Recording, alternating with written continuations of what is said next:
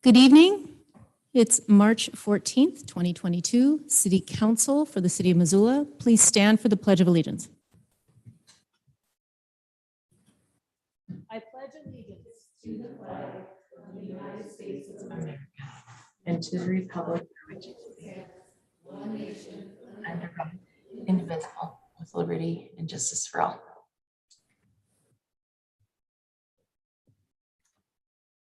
Okay, everyone can turn their cameras on. Great, so good evening. I'd like to call our meeting to order. And if you could do roll call, Marty, once you were back at your desk. Thank you.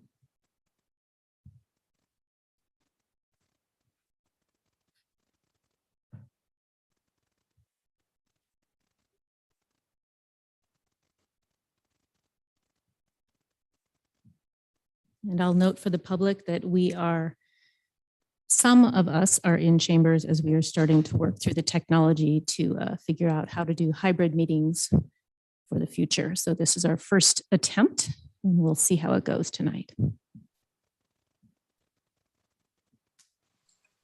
Okay, let's do some roll call. Anderson. Present. Becerra. Present. Carlino. Present. Contos. Here. Hess. Present. Jones. Present. Jordan. Present. Nugent. Present. Savage. Present. Cheryl. Present. Zika. Present. West. Present. It looks like 12 members are here. Thank you. We have minutes from last week to approve. Were there any changes to those minutes? Seeing none. Let me double check on the computer. Seeing none, those will stand approved. And Marty, if you could go through the schedule of committee meetings. I'd be happy to. Hang on just a moment.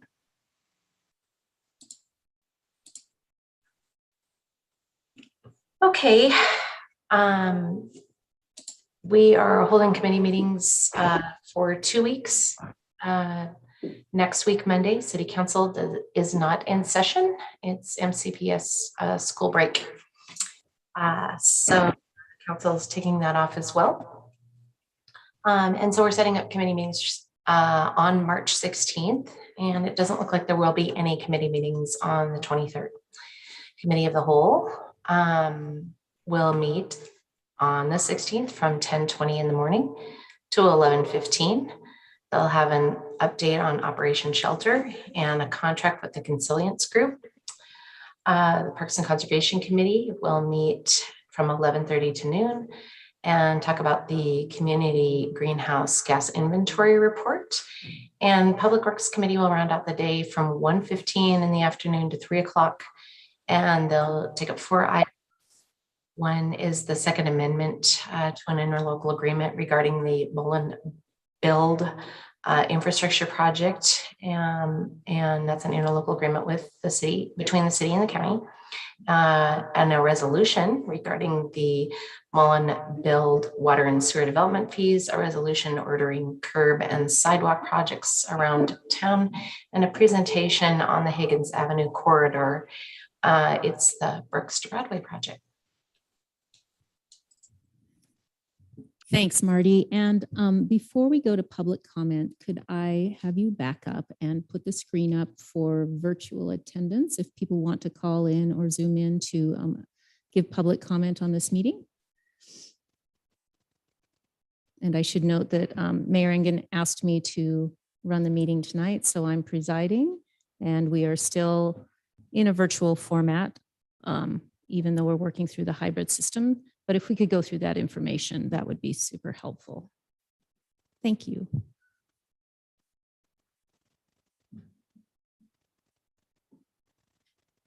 I'm not sure if this is the slides that you were intending me to show, but if you proceed to the City Council's, or the city's website, you'll see a meetings button in the middle of the page.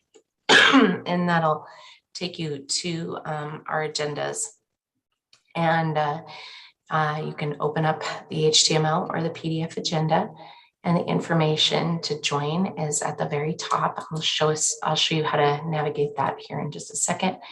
And then once you're in the Zoom webinar, you can click the participants button and raise or lower your hand. Or if you're joining via phone, you can raise or lower your hand, and that'll indicate to the presiding officer that President Jones that you wish to be called on. And if you're calling in via phone, you can dial *9 to raise your hand and press *9 again to lower your hand.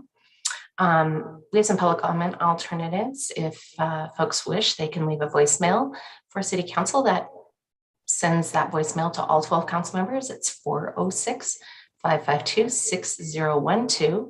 Or you can email all 12 council members with one email address that is council@ci.missoula.mt.us. Great, thank you.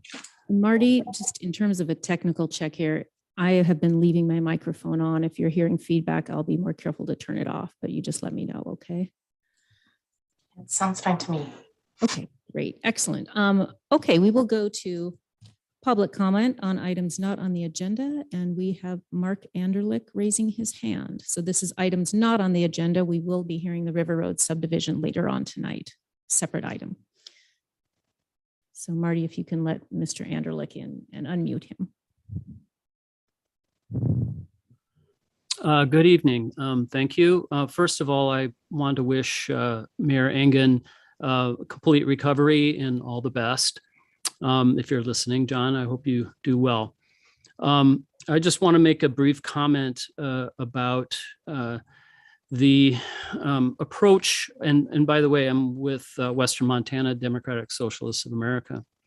And I want to make a quick comment about the 100% clean electricity program that the City Council has endeavored to undertake. I think these times speak exceptionally strongly, and I can't think of any better reason than the war going on in Ukraine right now for us to pursue clean electricity and to wean ourselves off of fossil fuels. I can't say how much that our security even now, and also the well-being of our children and ourselves and our planet are all at stake at this perilous moment. So I would encourage you as a council to pursue with all vigor 100% clean electricity. Thank you very much. Great, thank you, Mr. Anderlich. Next for public comment, we have Sarah McLean, and if you could just say your name, and I failed to mention, we usually keep it to 3 minutes. Ms. McLean? Hello, my name is Sarah McLean, and I'm with the Western Montana Democratic Socialists, and I live in Missoula. Mayor Engen and City Council members, thank you for this public comment period.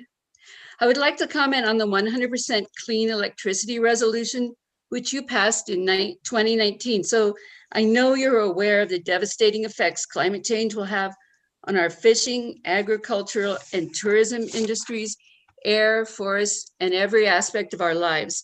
My comments focus on how this plan will succeed, given what really looks like the bad faith of the Northwestern Energy Company, who, for example, proposed a new gas plant in Laurel soon after signing the agreement.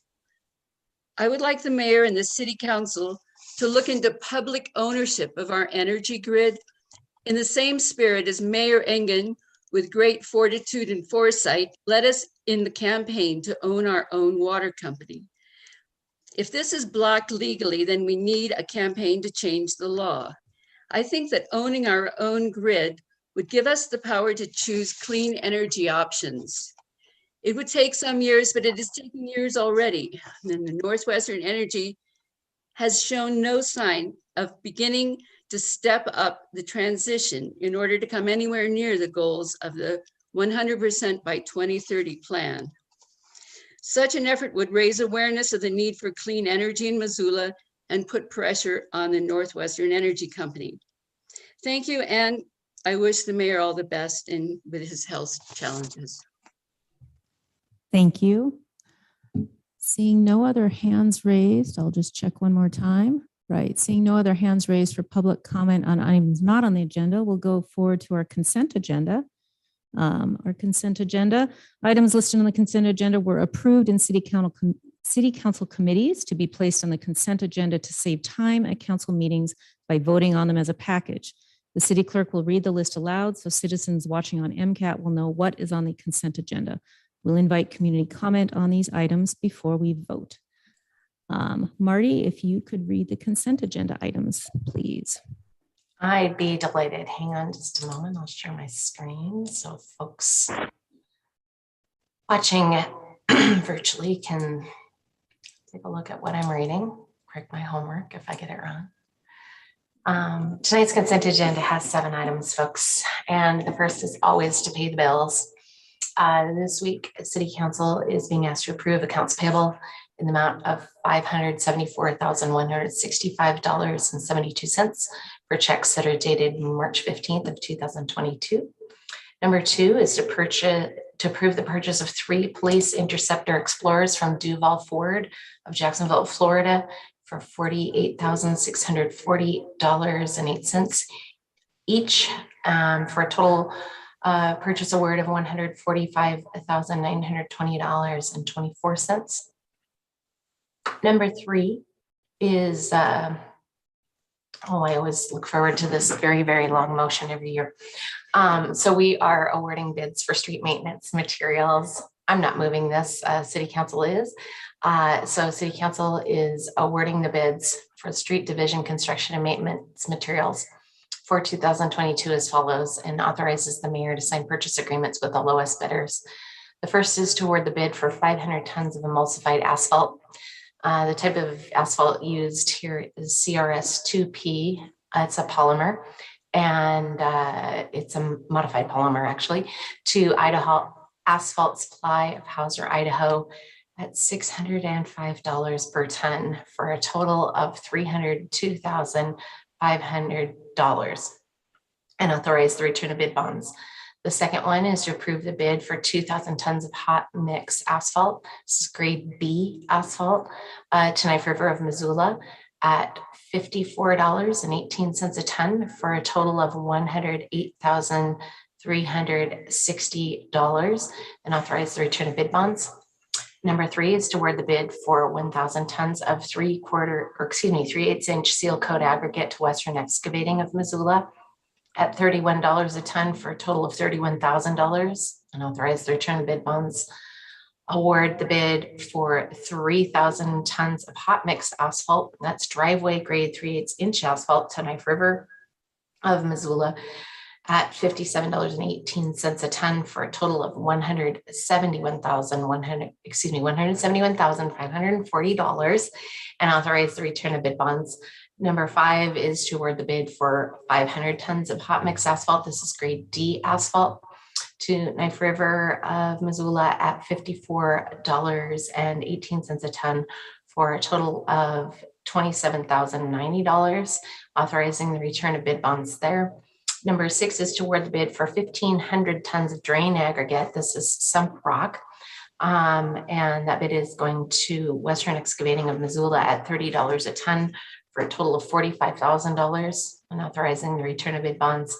Number 7 is to award the bid for 5,000 tons of half-inch winter traction aggregate from Knife River of Missoula at $17 a ton for a total of $85,000, and authorize the return of bid bonds. Number 4 is to approve and authorize the mayor to sign a contract in the amount of $237,920 with Aquatic Renovations Systems Incorporated, also known as Renesis, for replacement of the Splash Montana 50-meter pool liner.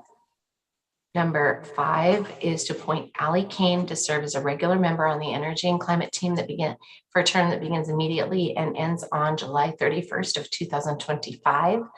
Number 6 is to approve and authorize the mayor to sign a contract with SE Group for master planning of Marshall Mountain Park in an amount not to exceed $130,000.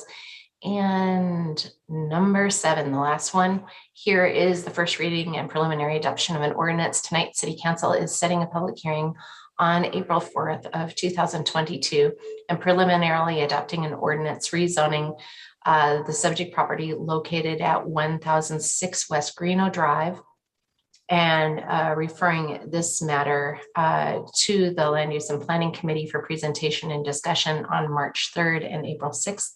I will note that this, in addition to the rezoning, the council will be conducting a concurrent public hearing on a major subdivision that is proposed for the same location. Thank you.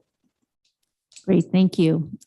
Is there any public comment from the public regarding the consent agenda? If so, please raise your hand. Not seeing any. Is there any questions or comments from council? Ms. Vasika. Thanks. I would like to separate 5.6 and vote on that separately, please. And may I Alright. speak to that? Go ahead. So 5.6 is the Marshall Mountain Park Master Planning Contract. I have been really torn with this, but after reading the copious amount of pages of the surveys that were conducted, there was this one page in the Parks, Recreation, Trails, and Open Space Needs Assessment, so the PROS survey in 2018, and only 28% of respondents supported the city purchasing more land, while 37% supported improving, renewing, or restoring features that already exist. And so since the Marshall Mountain is not even within city limits, I think that we should spend all the more money on maintaining what we currently have before we go down an endeavor to purchase this large mountain. I know that this is just for the master planning contract, but I personally feel that if we vote yes on this, that is essentially approving the purchase of the mountain. So I will be voting no on that. Thank you. Any other comments from council on this item or on any items on the consent agenda? And I don't see any from our virtual attendees who are council members. No raised hands there. So Marty, if you can do roll call votes on the consent agenda and separating out number 6, please. Okay, so the first thing we're going to vote on is the consent agenda except number 6. So items 1 through 5 and 7. All right. Anderson. Yes. Becerra. Yes. Carlino. Yes. Contos. Yes. Hess. Yes. Jones. Yes. Jordan. Yes. Nugent. Yes. Savage. Yes. Cheryl. Yes. Vasika. Yes. West. Yes. And would any of you like to change your vote? Seeing none, that's 12 ayes.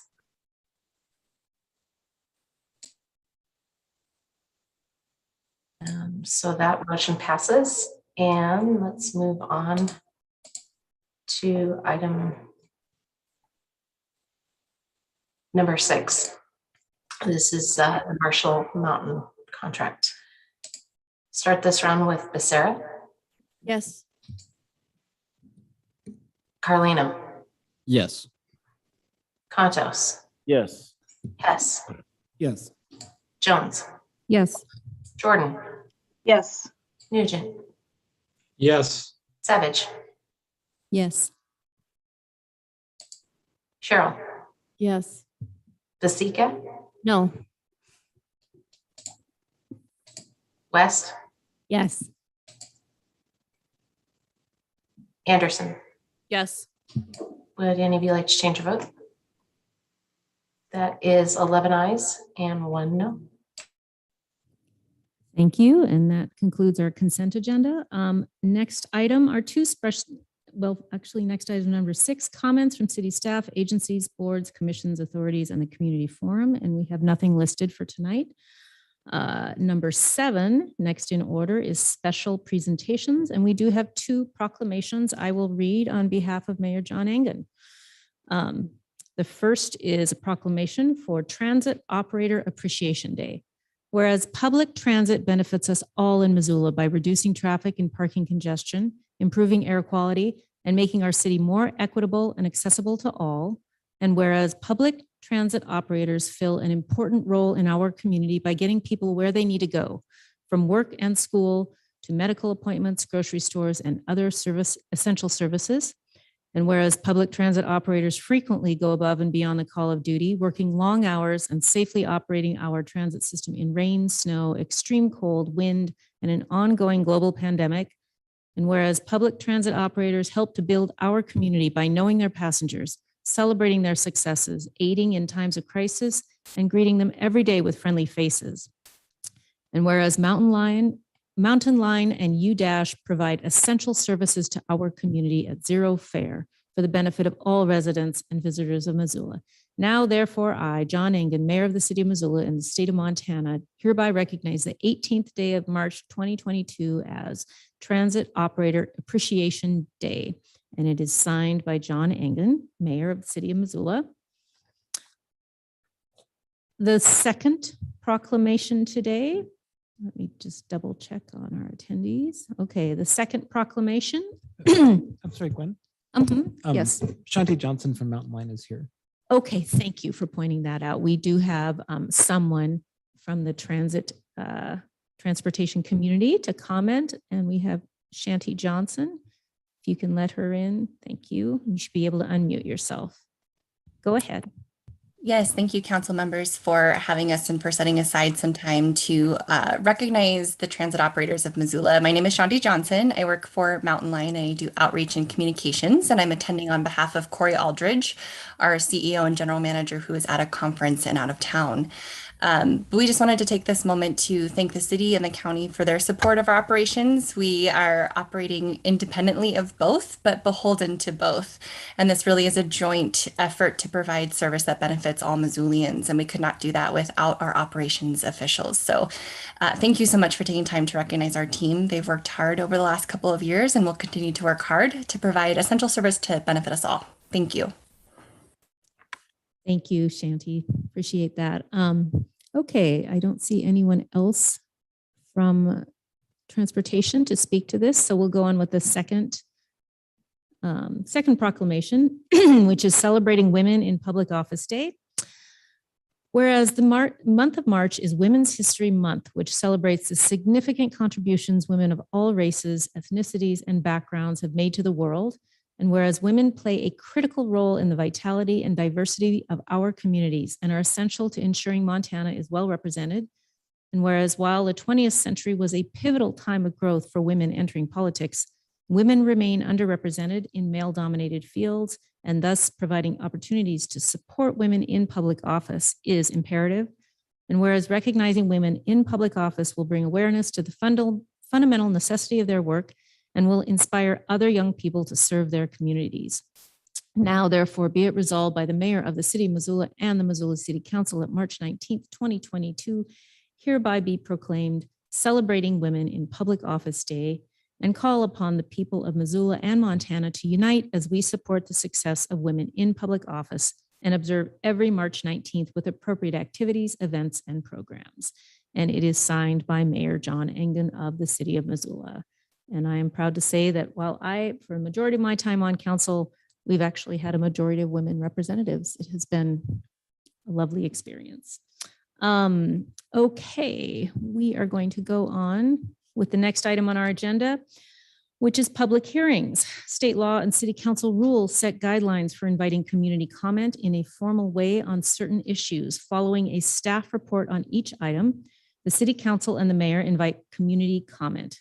During COVID-19, the city council is holding the public hearing open for a week and then voting the following week, unless there is a requirement for final action on the night of the public hearing. Tonight, we have one public hearing. It is the Riverview Subdivision and Rezoning for 1923 River Road. And we will open and close public hearing tonight and vote on it because we are on a time deadline due to subdivision regulations under Montana state law. So we will have a staff presentation by Alex Edom, Senior Planner, City of Missoula. Good evening. Thank you. Can you all hear me okay? Yes. Okay, great. We can see the slide okay? Perfect. Thank you very much. My name is Alex Idem, and I am a planner with the Community Planning, Development, and Innovation Department at the City of Missoula. And we are here this evening to review a request submitted by Joe Dennert with IMEG Corporation on behalf of the property owners for a 19-lot major subdivision and rezoning from RT 10 residential to RT 5.4 residential at 1923 River Road. I'd like to highlight here really brief, we'll go over it also later, but that there's three different things happening tonight. First and foremost will be the rezoning motion. We have received over 25% of protest petitions, so the 2/3 supermajority vote does kick in. So that will happen first, followed by the variance motions. There are 4 separate variance requests, and then the final one would be for the subdivision. So the property is located directly adjacent to and south of River Road, which is south of the Clark Fork River and between Reserve Street and Russell Street. It is part of the city's Ward 6 and within the River Road Neighborhood Council. So just real quick, please note that for the majority of the slides in this presentation, River Road and the north direction will be on the left-hand side. So just to kind of orient yourself, that's how most of the slides are laid out. So here is the existing conditions exhibit. And the existing lot is roughly 2.38 acres. And as we can see, there is an existing detached house and detached shed, both of which will be removed if this subdivision is approved. LaFrey Park is highlighted in the blue cloud on the bottom right-hand corner, and it's directly adjacent to the west of the subject property. Here's the preliminary plat for the subdivision and rezoning. There are 19 proposed lots, all ranging from 4,343 square feet to 4,681 square feet. Access to the subdivision will be provided from River Road and Road A. Improvements to River Road along the street frontage adjacent to the parcel are proposed. Road A is a new proposed low-density local residential street public right-of-way that would provide access from River Road to all 19 lots within the subdivision. The applicant requests 4 variances as part of this project. One is for right-of-way width and street specifications on Road A. One is for cul-de-sac turnaround streets. One is for block length, and the last is for right-of-way width on River Road. Now I will discuss the subdivision review criteria, which addresses compliance with the growth policy and zoning and the impacts on agriculture water user facilities, local services, the natural environment, wildlife and wildlife habitat, and the public health and safety. Our Missoula growth policy land use designation for the subject property is residential medium density, which allows 3 to 11 dwelling units per acre. The land use designation is intended to fit within many established residential neighborhoods and acknowledges single dwelling residential building types as the primary use with potential for accessory dwelling units. The current relatable zoning districts are RT10, R8, R5.4, and RT 5.4. The Our Missoula growth policy housing goals emphasize equity and land use by ensuring that every neighborhood in Missoula participates in addressing the city's housing issues. The subject property is zoned RT10 residential 2-unit townhouse. The RT10 zoning district requires a minimum parcel size of 10,000 square feet, and 10,000 square feet is required per unit. The subject property is 2.38 acres, which would currently allow 10 dwelling units at a density of 4 dwelling units per acre. The proposed zoning for the subject property is RT 5.4 residential 2-unit townhouse. The RT 5.4 zoning district requires a minimum parcel size of 5,400 square feet, and 5,400 square feet is required per unit. However, the minimum parcel area requirement does not apply to lots created through subdivisions approved after May 6 of 2019, which would be the case if this subdivision is improved. Instead, total unit yield is calculated based upon the gross parcel area divided by the minimum parcel area per unit.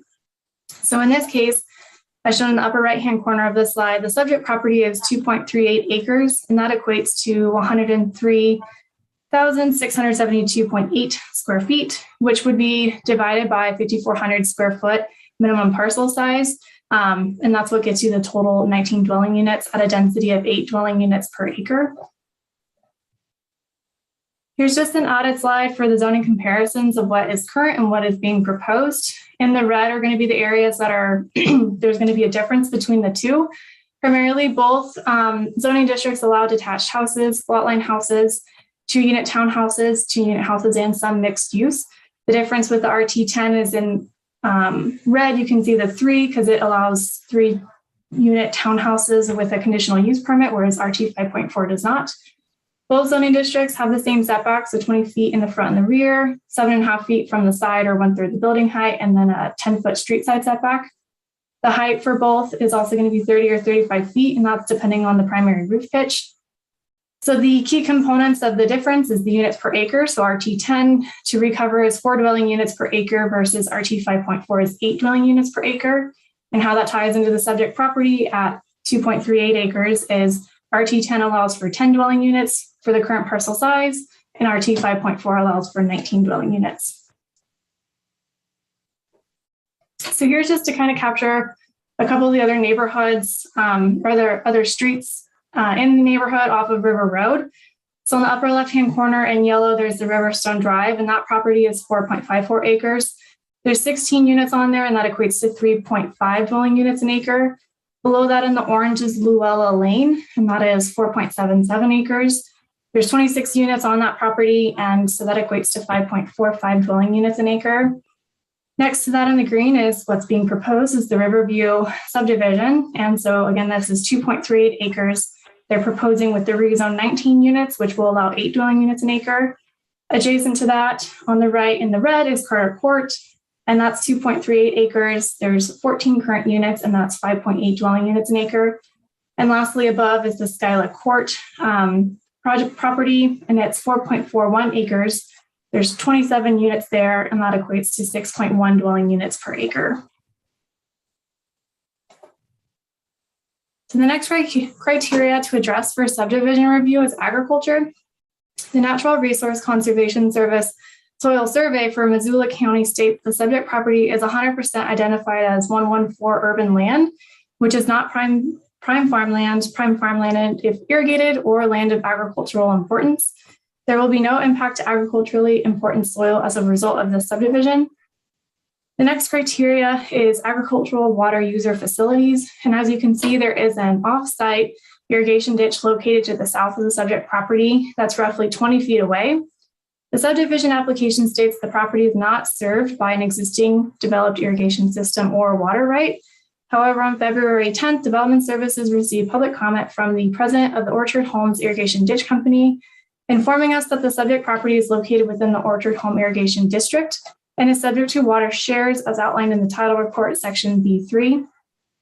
In cases such as this, the city subdivision regulations require that potential lot buyers be notified that the lots are classified as irrigated land and may be continued to be assessed for irrigation water delivery, even though the water may not be deliverable to the lots. Staff recommends 2 added conditions of approval as shown on the slide to address this requirement, and this is all reflected in memorandum number 1 that was dated February 11th. So with that, no impacts to agricultural, water user, or water user facilities are foreseen as a result of the subdivision if the recommended conditions of approval are imposed. Next, I'll cover the impact of subdivision on local services, which includes the following provisions. All 19 lots will be served by city sewer and water services. Solid waste disposal will be provided by Republic Services. Parks and Recreation approved parkland through cash donation in lieu of dedication due to the proximity to LaFrey Park. Based on correspondence with the local school district, this subdivision will create no adverse impacts to schools. The subject property will be serviced by city police and city fire. And the transportation element contains all 4 variance requests, and I'll go over those more in depth in the next few slides. So the first variance request is from 3 standards for Road A, which is functionally classified as a low-density local residential street. All 19 lots within the subdivision will have access to Road A, which connects to River Road right-of-way on the northern side of the subject property. The subdivision regulations for low-density local residential streets requires a minimum 45-foot wide right-of-way, and a 33-foot street, including two 10-foot travel lanes, two 6-foot parking lanes with curb and gutter, plus 7-foot boulevard and 5-foot sidewalks. As indicated in red, the applicant is requesting a variance specific to the 45-foot right-of-way and 33-foot street width. The second standard from the regulations stated public street and road right-of-way must meet the standards in Table 2A. And the third standard they're requesting to vary from are the regulations state a parking lane is required on both sides of local residential streets and cul-de-sacs. So the applicant requests to vary from these regulations and standard and is proposing a 29.5-foot right-of-way and 25.5-foot street width with one 7-foot parking lane for Road A. The city subdivision regulations state that all streets within a subdivision must be dedicated public right-of-way or at the city engineer's discretion may be a public street and public access with private maintenance easement. The applicant proposes two 20-foot sidewalk and utility easements alongside and adjacent to the east and west sides of Road A, which would each include a 7-foot boulevard, 5-foot sidewalk, and 8-foot utility easement. These easements are designed to contribute to the functionality of the 29.5-foot right-of-way and 25.5-foot street width, while also maintaining the allowed density in the subdivision. According to the City of Missoula Fire Marshal, the International Fire Code requires 20 feet of unobstructed driving surface for city fire to provide life safety and fire protection services. So parking should only be allowed on one side of the street if the variance for a narrow street section is approved. Staff recommends a condition of approval that requires no parking signs along the entire eastern side of Row A, as indicated on the orange line with the slide.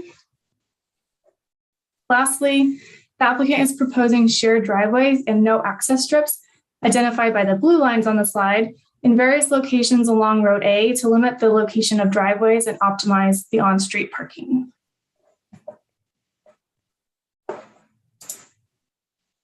The second variance request is from 4 standards for the dead-end turnaround. The regulations state that cul-de-sacs, loop and circle streets, and turnarounds are prohibited.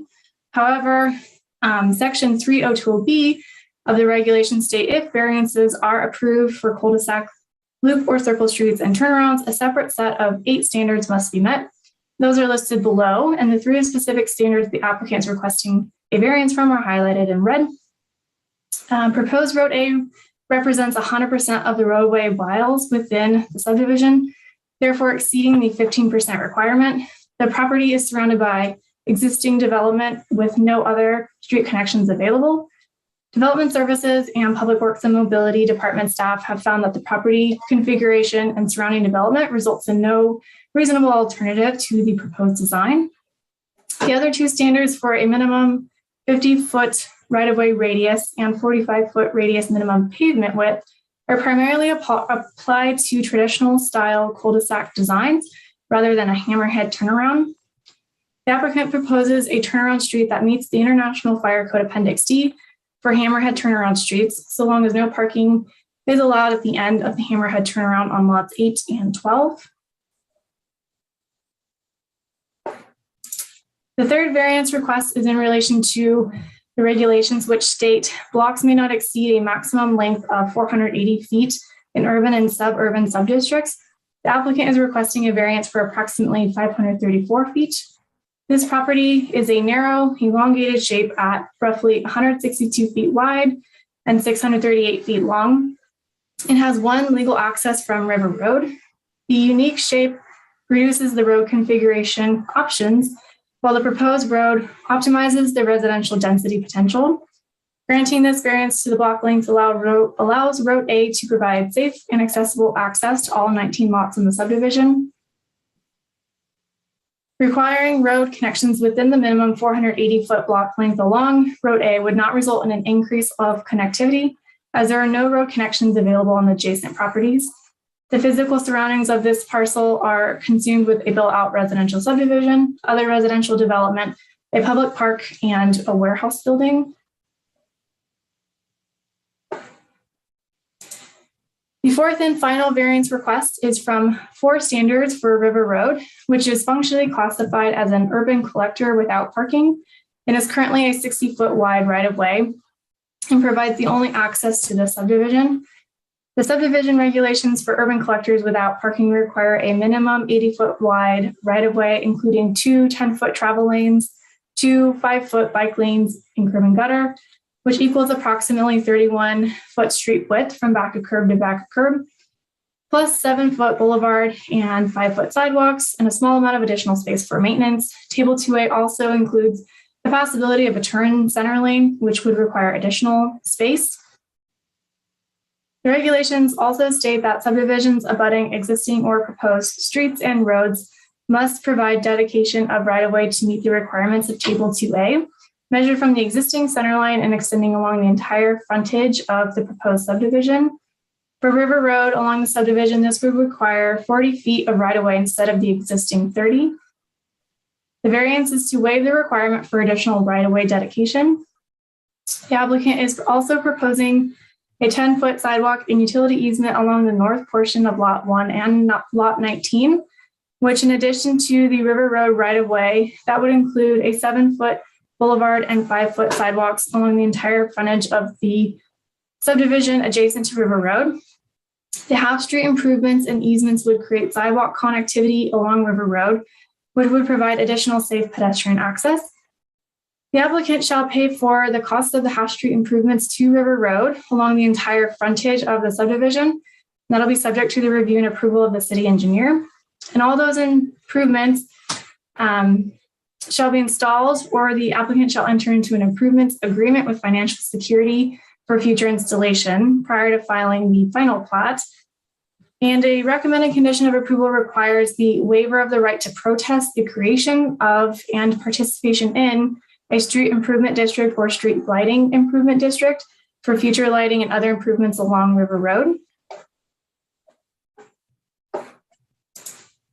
To demonstrate non-motorized transportation, the plans are now turned and north is towards the top of the page. So we're looking at the turnaround for Road A and the Carter Court subdivision to the east of the subject property. So there is an existing public non-motorized access easement on the Carter Court home subdivision on the east portion of Lot 14. And that goes from the end of the cul-de-sac to the southeasternmost portion of the subdivision. And from there, the non-motorized access easement runs on the southern portion of Lot 7 and 14. To date, no trail or sidewalk has been developed within the non-motorized access easement. So that's all on the Carter Court subdivision.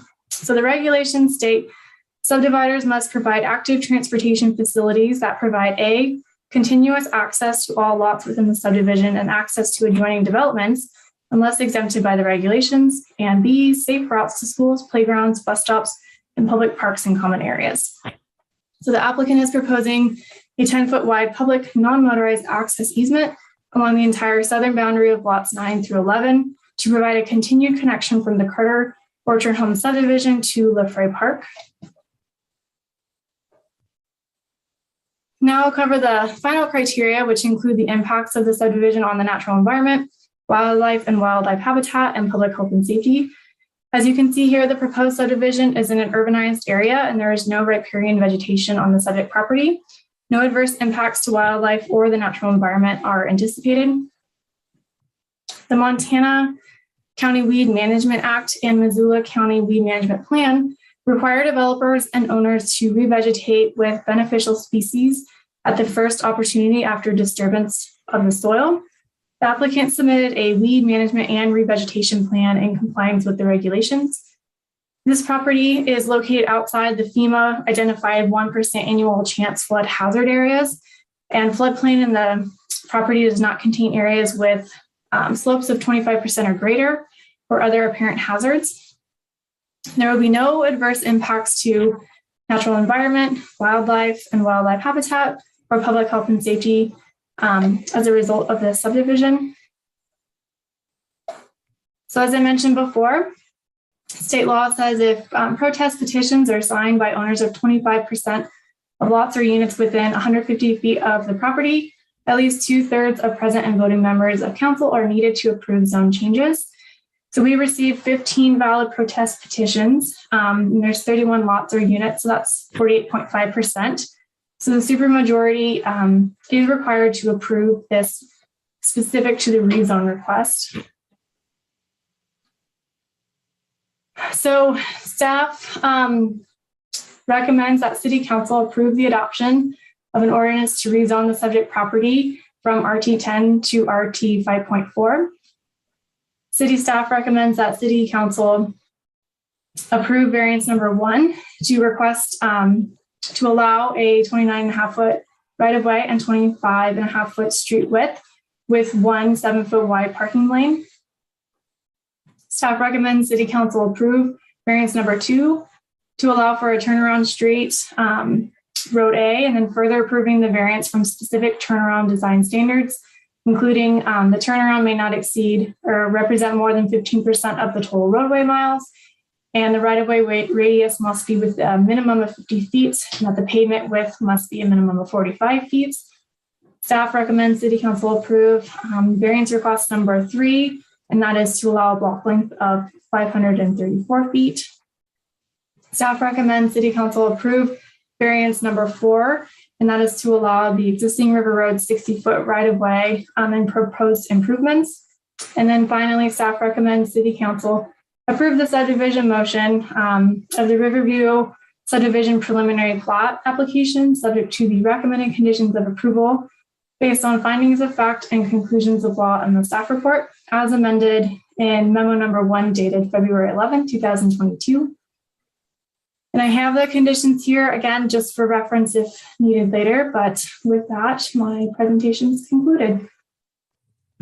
Thank you, Alex. Is there a representative for the developer present to comment? Should be Joe, Denner, or Danny Overweiser. Yeah, Joe's here and the attendees with his hand raised. Thanks. Joseph has his hand raised, so if you want to unmute yourself, I believe you can talk now. Okay, can you all hear me? Yes. Perfect. Well, good evening. My name is Joe Dennert. I work at IMEG here in Missoula. Tonight, we're representing the developer for the proposed 19-lot major subdivision and the rezone along River Road. I'm joined by my coworkers, Danny Oberweiser and Paul Forsting. As always, Alex, thank you so much for the phenomenal job of presenting the situation as it stands now, findings of facts. It's crucial to getting everyone on the same page to make sure we're making informed decisions. So thank you so much for your thorough presentation as always. Obviously, City Council members, I'm feeling very confident that you have more than enough information, regardless of the decision you make tonight, to make an informed decision after the Land Use Planning Committee meetings that we attended over the past 2 weeks. So thank you again for your time and consideration. And last but definitely not least, all the members of the public that have been involved in this process so far, from the neighborhood meeting up until tonight. Looking at the timeline for this project, the pre-application was actually submitted almost a year ago to the date. So it's been an involved process, and I can't thank everyone for enough for being involved. That being said, really tonight, in presentations in the past, I've just reiterated certain points that Alex has brought up, but the 3 most important points of consideration, I believe, for the council's decision tonight are just to reiterate once again that, the proposed rezone does align with the growth policy designation of that residential medium density. The relatable zoning districts are, as Alex mentioned, the RT10, but also RT 5.4. So we do align with the growth policy, and it's not an atypical request. It would be a much easier decision if, when the passing of the growth policy came to fruition, there was mass rezoning, but unfortunately we're left with a decision like we have tonight, where although it is a relatable zoning district, we still have to request for the rezone change. The second point of consideration, River Road and the improvements needed along River Road has really come up in almost every public comment that's been received up to this point. And unfortunately, we can't improve the entirety of River Road. However, I don't think it should go without mentioning that some improvements are better than none. and the sidewalk and the boulevard improvements along the frontage of our property will definitely help the pedestrian travel along River Road because it is much needed. And I would argue that having additional residents along River Road creates a need to bump up that complete street project that's already been slotted on the long range transportation plan. So having extra residents will do nothing but help that cause and potentially up that timeline because extra residents might produce extra need. And then lastly, just reiterating, this process has been going on for the better part of a year now. And as you can tell from Alex's thorough presentation, a lot of work has gone into her staff report. And we are coming here tonight with both staff and planning board recommendations for approval. So with that being said, the project aligns with the city's housing goals and growth policy while still being economically feasible for the developer. So thank you so much for your time and consideration, council members, members of the public, and also city staff. With that, I will lower my hand. Thank you. Is there anyone else from IMEG or on behalf of the developer to speak tonight to finish out the presentation, or is that everyone? I don't see any other raised hands. So I think we're good. So we've had a presentation from staff and we've had comments on behalf of the developer. With that, I will open the public hearing and we will take public comment. I would ask people who want to give public comment, if you can please put your first and last name on your screen so that we can see that and introduce you with a full name. It greatly helps. And we will let you into the virtual meeting to comment. So if anyone wants to give public comment on this item during the public hearing, please raise your hand. Okay, we have Bill Comstock, and we ask everyone to take no more than 3 minutes. I'll be relaxed about that, but try not to go too long. And if you just say your name for the record, and then 3 minutes, Mr. Comstock. You can unmute yourself. Mr. Comstock, if you can unmute there you go. You should be able to speak. Thank you. Sorry for the messing around. I'm not real familiar with this format. So yeah, thanks for giving me the opportunity to speak. I'm not very well prepared. I haven't been a part of this process. In fact, didn't even know about it until last week at all. I don't know why. I live about 3 doors down from the piece of property. I knew Ruth Brinkerhoff, who lived there for a long time, and I'm just about 3 doors down across the street from her. My address is 1824. And I really hadn't heard of any public meetings. I just noticed the sign in front of the property last week, and certainly didn't know about any neighborhood meetings and had no notification that there was a significant rezoning. That's just to say, this took me very much by surprise. I'm not putting that on anybody, but I just had to scribble down a few notes when I found out it was going before the full council tonight. So thank you for the opportunity. The first thing I'd like to find out from the planning commission staff is to what extent this project is compatible with the goals of the River Road infrastructure plan. I don't know if it's appropriate to ask so Mr. Comstock, we don't do back and forth in public comment, just to let you know, but go ahead and give your comments and put your questions out there. And then later on, when council has an opportunity, if councilors want to ask those questions on the record and get answers, that's the format we follow. Just okay. Thank you. And I'm sorry about that. That's the way it works. That's all right. I hope that question is taken by everyone. The River Road infrastructure plan was approved by the council unanimously. And I don't have the dates here. I was one of the people that was instrumental in writing up the plan. It was a huge, long public process that was worked on, and we think a very good document, and the council liked it very much. And what we were primarily interested in, the plan covered the area north of 3rd and between Russell and Reserve. to the river. And, by the name, the infrastructure plan, we're really looking at infrastructure, knowing that this section of the city would be impacted by development was inevitable. We felt strongly that we wanted to try to guide the infrastructure that would be appropriate to further and particularly high density development.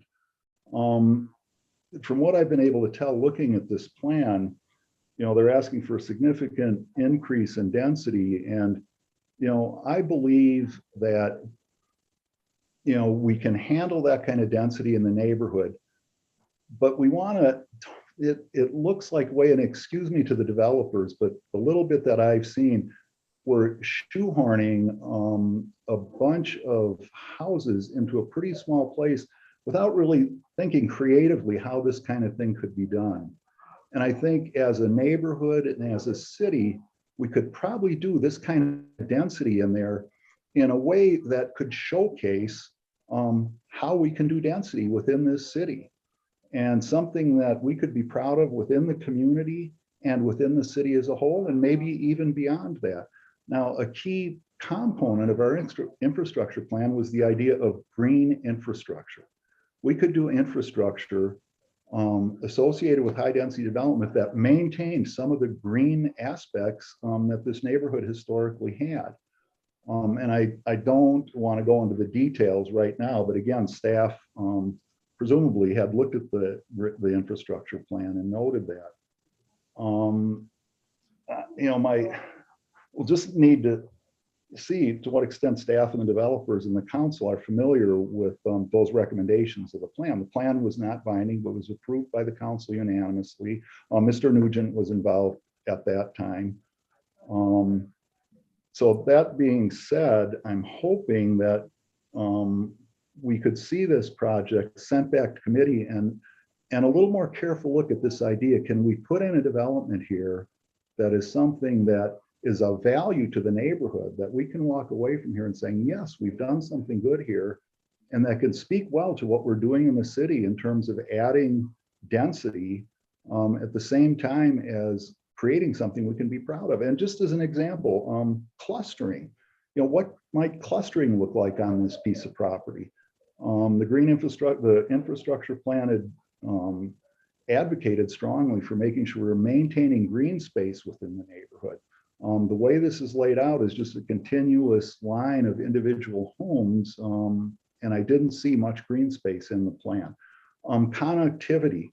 I noted just now in the presentation by planning that they are leaving an easement at the south end of the development. And I would put the question forward to the planners.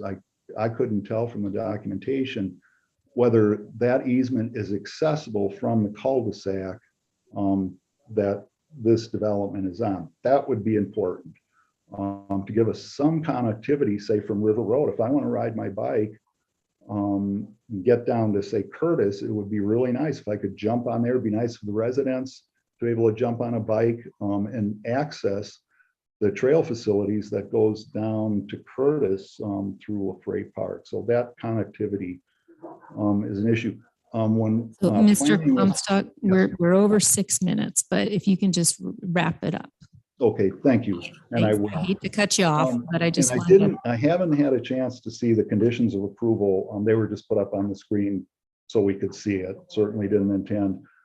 In the newspaper said that the developers felt they could not make this pencil out without, these exceptions to the zoning laws, the change in the zoning. I kind of question that. If planning, they had spoken to planning in advance of the public process and they said this was a no-brainer to get this kind of density. I'm just not sure when the developer says this will not pencil out unless we get the density. I mean, that maybe they shouldn't have gotten into it without knowing that. So I think I've, the developer has stated tonight, and they did earlier in the planning board, that the River Road improvements were a responsibility of the city. Basically, that River Road needs, develop improvements, and the city has a long-term plan, and that's sort of going to cover them. And I think that's really questionable for the developer to put the infrastructure improvements to support this kind of development on them. So thank you for the extra time. I appreciate it. Thank you. Thank you. Thank you for your comments, Mr. Comstock. Next, we have Shirley Kinsey. If we can pull her into the meeting. And Shirley, if you unmute yourself, put your name, give your name on the record. Uh-oh, she seems to have, I don't see her in the meeting. Marty, can you pull her back into the meeting? Can you hear me now? Yes. Okay. It's always something, right? Shirley Kinsey, I'm an adjacent property owner at 1927 River Road. First, I just want to let you guys know that none of the adjacent property owners are anti-development. We always knew that the slot would get developed, but assumed it would be at the R10 zoning designation. I believe words are really important, and the meaning of the word minimum is the lowest amount or level of something. So when you have a minimum standard for development, that should be the standard. You can bet a private citizen wanting to develop their property has to meet minimum standards set by planning. But the developers have full-time professionals to end run minimum standards with variance. So shouldn't minimum standards be redefined as suggestions? To that end, why even bother having standards if you're not going to follow them? There's an existing easement running on the west border of this property. It's a prescriptive irrigation easement for the private lateral irrigation lines. My neighbor at 1925 has an active irrigation line. My line is currently inactive, but we both want to have the maintenance access left in place. I've not heard anything addressing how they plan to maintain this prescriptive easement. The developer's application is, when I read through it, it struck me as a lot of half-truths.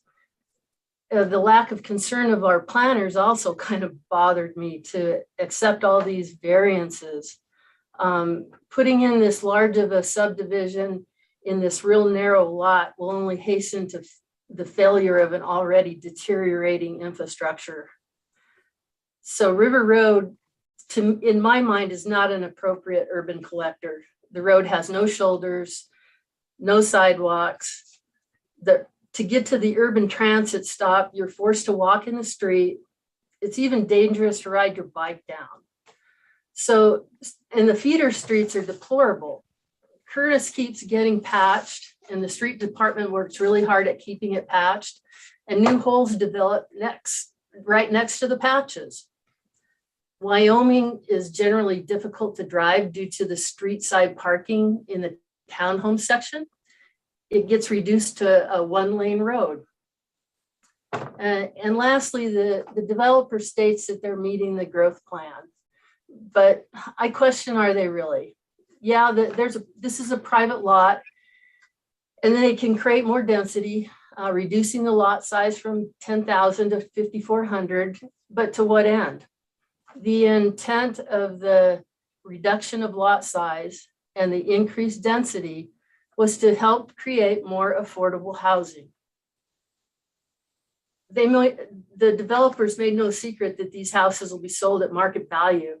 So who can really afford a $400,000 plus home? I really strongly encourage the council to vote to oppose the rezoning to R 5.4. I'd like to see this area kept at the current R10 zoning, which it really, in my mind, is more characteristic of the area. I really appreciate your time tonight. Thank you. Thank you, Ms. Kinsey. Is there any other public comment? Shirley's hand is back up. I'm not sure if typically we only go once. Okay, we have Russell Mellon has raised his hand. If we can bring him in. And unmute yourself, Mr. Mellon. There you go. You should be able to speak now. Good evening. I want to thank you for allowing us to make comments tonight. We've had This is probably the fourth meeting we've had on this, and we've totally we're not against the development of this project. What we're against the rezoning from an R10 to an R5.4, allowing 10 units, whereas an R5.4 allows for 19 units. With 10 units, you would be able to have a proper division, and you'd be able to have a proper turnaround, whereas with the 19, they have what they call this hammerhead. I have no idea why the fire department ever agreed to this, because it looks like it's a total nightmare.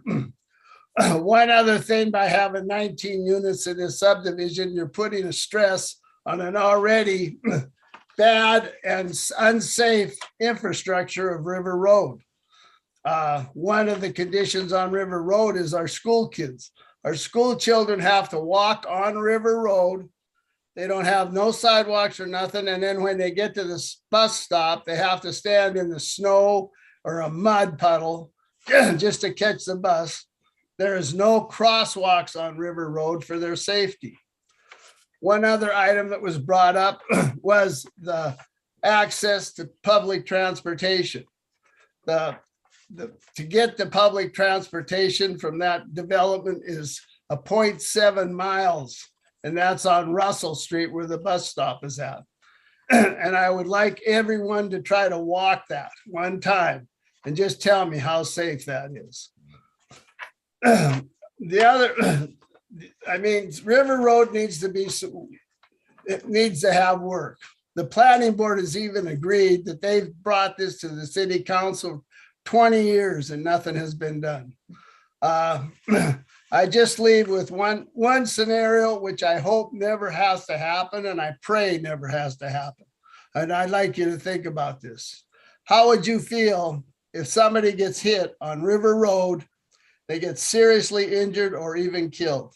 How would you be able to sleep at night knowing that you have the ability to prevent that? I thank you for listening to me. I hope that you make your decision for the safety and for Missoula. And I thank you for listening to me, and sleep tight. Thank you. Thank you for your comments, Mr. Mellon. Shirley Kinsey, I see your hand is raised again. We usually only go once. I fear I might have cut you off. And if I did cut you off, you did have a little bit of time left. So was there something else that you wanted to add? There you go. Actually, I have my hand lowered. So I don't know why it says it's raised. Sorry. This is running virtual meetings. It's always exciting. Thank you. Okay. If anyone else who has not spoken wants to provide public comment, please raise your hand. Now is the time. I have Carrie. I don't have a last name, but Carrie, let's pull you into the meeting. And if you can please put your full name on the record so that we have. Shelton is my last name, Shelton, and with me is Barbara Barmeyer. She's also a resident of Carter Court, and I will let her go first, and then I'll take my minutes after she's done, if I may. Oh, great. Thank you. Okay, you guys, can you hear me? Yes. Okay.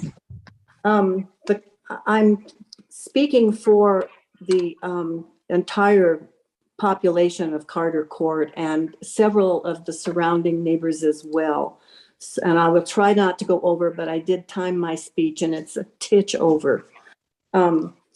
So I need to tell you that on Carter Court, none of us are opposed to having this flat lot subdivided.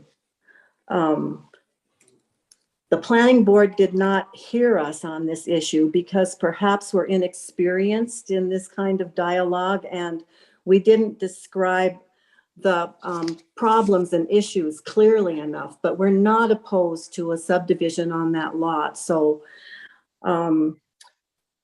we're grateful that it addresses the city of Missoula's goal of increasing urban density while protecting the surrounding agricultural lands from residential development and suburban sprawl. And if it were designed appropriately, Riverview Subdivision would be a lovely and affordable place for families to live, just as it is for us. We are, however, all of us greatly dismayed by and thoroughly opposed to the design and density of this proposed development with the attendant zoning change needed to accommodate it.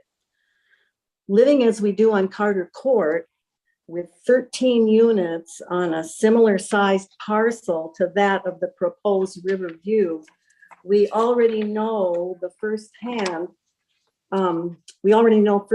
the issues and difficulties of what I call urban squeeze. 19 crowded 2-story units looming over the surrounding neighborhoods of single-story houses will result in difficult and uncomfortable problems for our potential new neighbors, as well as for those of us who are already here. So we are requesting a Riverview proposal of single-story dwellings that rests upon the present R10 zoning. I have a quick summary of the few of the issues based on the review criteria for rezone requests. And I won't go through all of them because you've listened long enough and we're grateful to be heard. But number 2, fire safety. A T turnaround in lieu of a cul-de-sac, which we have, will adequately accommodate 1 fire truck, we are told. With densely packed 2-story frame buildings on a skinny street, what would happen with 2 or 3 fire trucks, ancillary emergency vehicles, and perhaps a few residents flocking to flee? A postscript to this: the proposed allowed parking on the street, even on one side in the Riverview proposal, will effectively turn that street into one way. And we can testify to that firsthand, because when we have company or guests that actually park on the street here, it's a one-way street. But we do have a cul-de-sac, which kind of gives you a home free thing, because you can at least turn around. Number 5 in the criteria, light and air. 2-story townhouses rising to the west of Carter Court, approximately 20 feet away total, will significantly block afternoon sun, evening sun from our backyards and patios, and destroy the privacy of these 11-foot wide cherished outdoor spaces for us. You can imagine having somebody in their second story beetling down while you're trying to sunbathe on your backyard patio. Single-story units in Riverview would be a kinder choice for both neighborhoods, theirs and ours. Number 6, transportation. River Road, with its lack of, this has been spoken of, I'm going to summarize. River Road, with its lack of continuous sidewalks, its skinny, muddy verges, patched pavement and potholes, and with no bike lanes, is already beyond capacity for safe travel, especially for bikes, pedestrians, and school children. To get my tricycle over to the trail, I have to ride in the center of the tree frantically for 2 blocks just because there's no verge there. The Riverview proposal, with its significantly increased potential traffic, feels like putting the cart before the horse. Okay, and then number 7 and 8, Riverview is too tall, too dense, and too crowded to be compatible with the character of the district. And number 9, appropriate use of land. We agree that affordable middle-income housing is compassionate and ethical use for this empty field in the urban area. Affordable, however, doesn't have to be synonymous with inconvenient, uncomfortable, profit-oriented urban squeeze. So I'm grateful that you listened, and warm regards to you all. Thank you for being on the council and doing that work. Thank you. And so that was Barbara Barmeyer.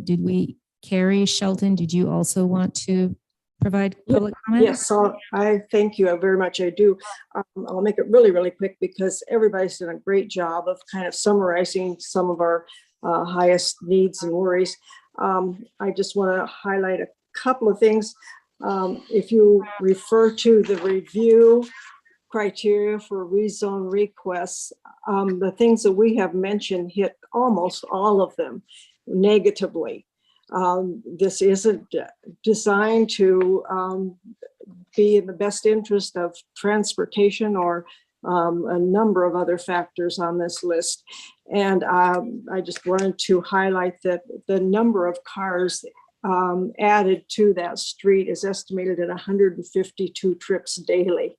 So that's not insignificant. That is a good number. And I noticed in one of the slides that Alex presented that it showed surrounding densities, and none of them came anywhere near the density of the proposed 8 that this subdivision would. Most of them were 3, 4, 5.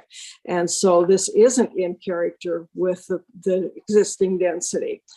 So I thank you very much for your time and your consideration and how nicely you have worked with us. And I hope you will take into consideration all that you've heard. Thanks. Thank you, Ms. Shelton. Is there anyone else from the public that wants to provide public comment during this public hearing tonight? I'm not seeing any other raised hands, but I wanted to make sure that we had captured everyone. All right, seeing no other raised hands, we will close the public hearing and take question. Oh, Ms. Shelton, did you have anything else? We only go once. I think we were having issues with hands going up. All right, I think we're good. We're closing the public hearing and we will take questions from council to the developers and staff. All right, and if anyone wants to raise their hand physically, Mr. Contos. So turn on your mic. There you go. Thank you. Yes, I'd like to speak to this. I've been out there several times looking at this property. And also having lived here for almost 30 years, River Road has been the way it's been for quite a while. I just feel like it's inappropriate. So hang on. We're just doing questions right now. Oh, We don't have a motion yet. Questions to staff before we make a motion and then have comments from council. Gwen, thank you for Okay. pointing that out to All me. right. Never All good. mind. Okay. Questions for staff or developer? Ms. Anderson and then Ms. West. Thanks so much. I think in the run through, the mayor had indicated that he wanted us to raise our hand virtually. So we're still figuring this all out. So thanks so much. My question is in regards to the no parking that is going to be required as a part of the fact that the variance for a thinner road. So my computer screen is trying to tell me to unmute myself, but and right now it was unclear in the presentation from staff whether or not there was going to be a homeowners association CCNR filed with this development, which then my question is who is responsible for enforcing the no parking on the I think it's the west side of River or Road A. If that was my first question, Madam Chair. Thank you. Alex, you able to address that? Yes, thank you. I can give a visual here real quick as well. And what you're talking about is the orange lines. That's the portion of the no parking that we will have. It's going to be a condition of final plat approval that they need to have the parking signs figured out. And so in terms of the HOA, I'm not sure, maybe the developer can add more to that, but it will be public right of way, that the 29.5 foot wide right of way. So it will be the city police department that enforces the parking. If they're there going the wrong way, it will be right of way. Thanks so much. May I have a follow-up? Go ahead. Could you, Alex, address the Ms. Kinsey's question in regards to the easement, the prescriptive easement in regards to the irrigation And what is the long-term plan for that? The prescriptive easement that there is, Ms. Kinsey was referring to is off-site. It's not on the proposed subdivision. It is adjacent to, it's actually on the LaFrey Park parcel. And so as part of the subdivision, it's not going to be crossing that at all. We did address the irrigation ditch to the south. And so that prescriptive easement, and I can pull up a visual if that's helpful. The prescriptive easement will just be, again, off-site on adjacent to, but not on the subject property. So there is not any component of that we addressed with this subdivision. If I may, Madam Chair, that would lead one to believe then, Alex, that there is no changes as a part of this development or allowed as a part of gosh, my words are escaping me right now, a condition, a variance. Correct. Yeah, it's kind of separate from the variance process. They wouldn't need it since it isn't on the physical property, and it should not be affected by the subdivision, given that it is offsite. There shouldn't be any additional requirements needed for that. Great. Thanks so much. I do have other questions, but I'm sure my fellow council members have as well, so I will cede the floor. Okay, Ms. West. I had the same question about the parking, so I'll pass. All right, next in line, we had Mike Nugent and then Kristen Jordan. Thank you, President Jones. I have a couple questions, but I think they're all pretty easy. Alex, the developer mentioned that this requested zoning change matches or is in line with the growth plan. Is that staff's opinion as well? Yes, the residential medium density land use designation does have current relatable zoning districts, and the RT 5.4, what they're requesting is a current relatable, so it is compatible with the growth policy.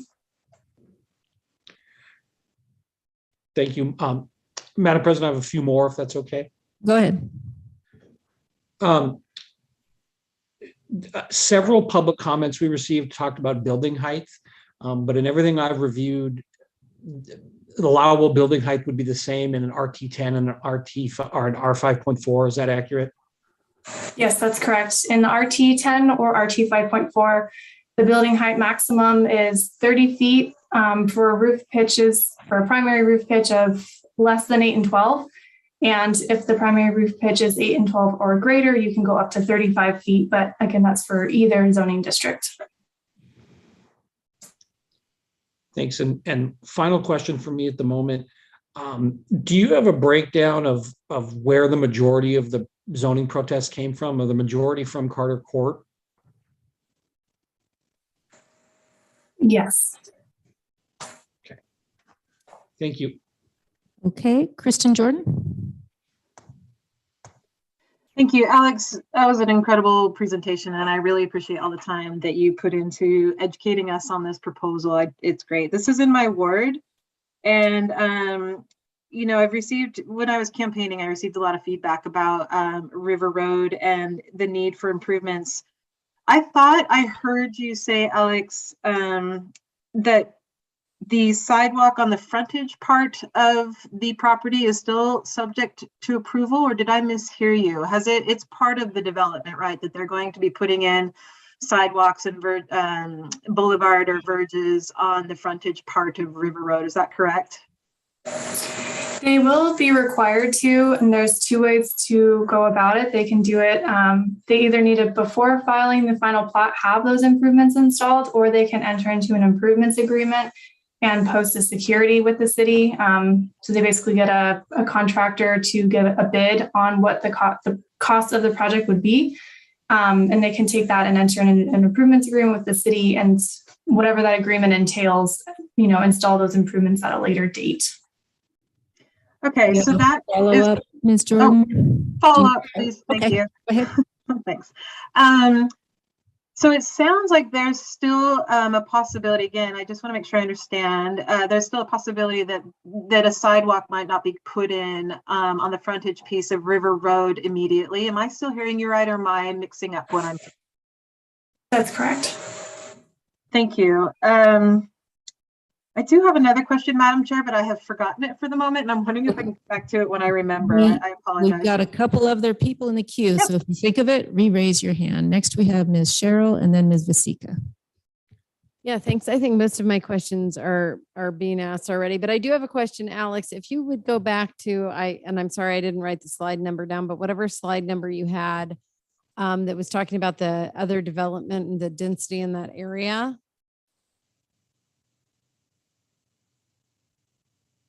Yeah, there we go. I can see it. It's 11. Okay, great. Hold on. I got to get this out of. Okay, so I'm curious. So this is, okay, now I'm looking at it again. So of these, this is the last one to be built out though, correct? Of the ones that you're listing close by? Yes, the ones I listed were just to kind of, with the questions about other kind of development off of River Road, just to kind of paint a visual picture of what there is and what the densities are. So all of them, the Riverstone, Luella Lane, Carter Court, and Skyla are all existing units. You know, they're all built out. And so the Riverview is the only one that is being proposed now, but all of the other ones are there. It was just to kind of help visualize what the neighborhood is in terms of density. Madam Chair, may I kind of have a continuation of my question? Go ahead. I think what I was wondering about, and I don't know what is approved in this area. We haven't approved anything else really recently, but just as you're thinking about the schools, and you know, I know there are some areas that are going to get built out in this. I was wondering about school capacity and if approved, if there are any other, I guess, subdivisions in that area that the school has looked at and weighed in on as well. No, not in terms of subdivision. For this one specifically, the applicant did reach out to the school districts and provide a documentation that there wouldn't be an issue in terms of impact to schools and capacity. I know that there was a rezoning. I'm going to switch slides here. Sorry. Over in this area, or maybe it's over here. It's off of River Road, and it is a rezoning. That's the only other project, and that was already approved. But outside of that, there's been kind of scoping meetings, so very preliminary before even a pre-application for another subdivision off River Road, but kind of nothing active at this point. Okay, thank you. Great. Ms. Vasika? Thanks. I had a similar question to Mike about the heights. I think before the slide that Amber just wanted was the comparison charts for the two different zonings. If you can put that up for me, Alex, I would really appreciate it.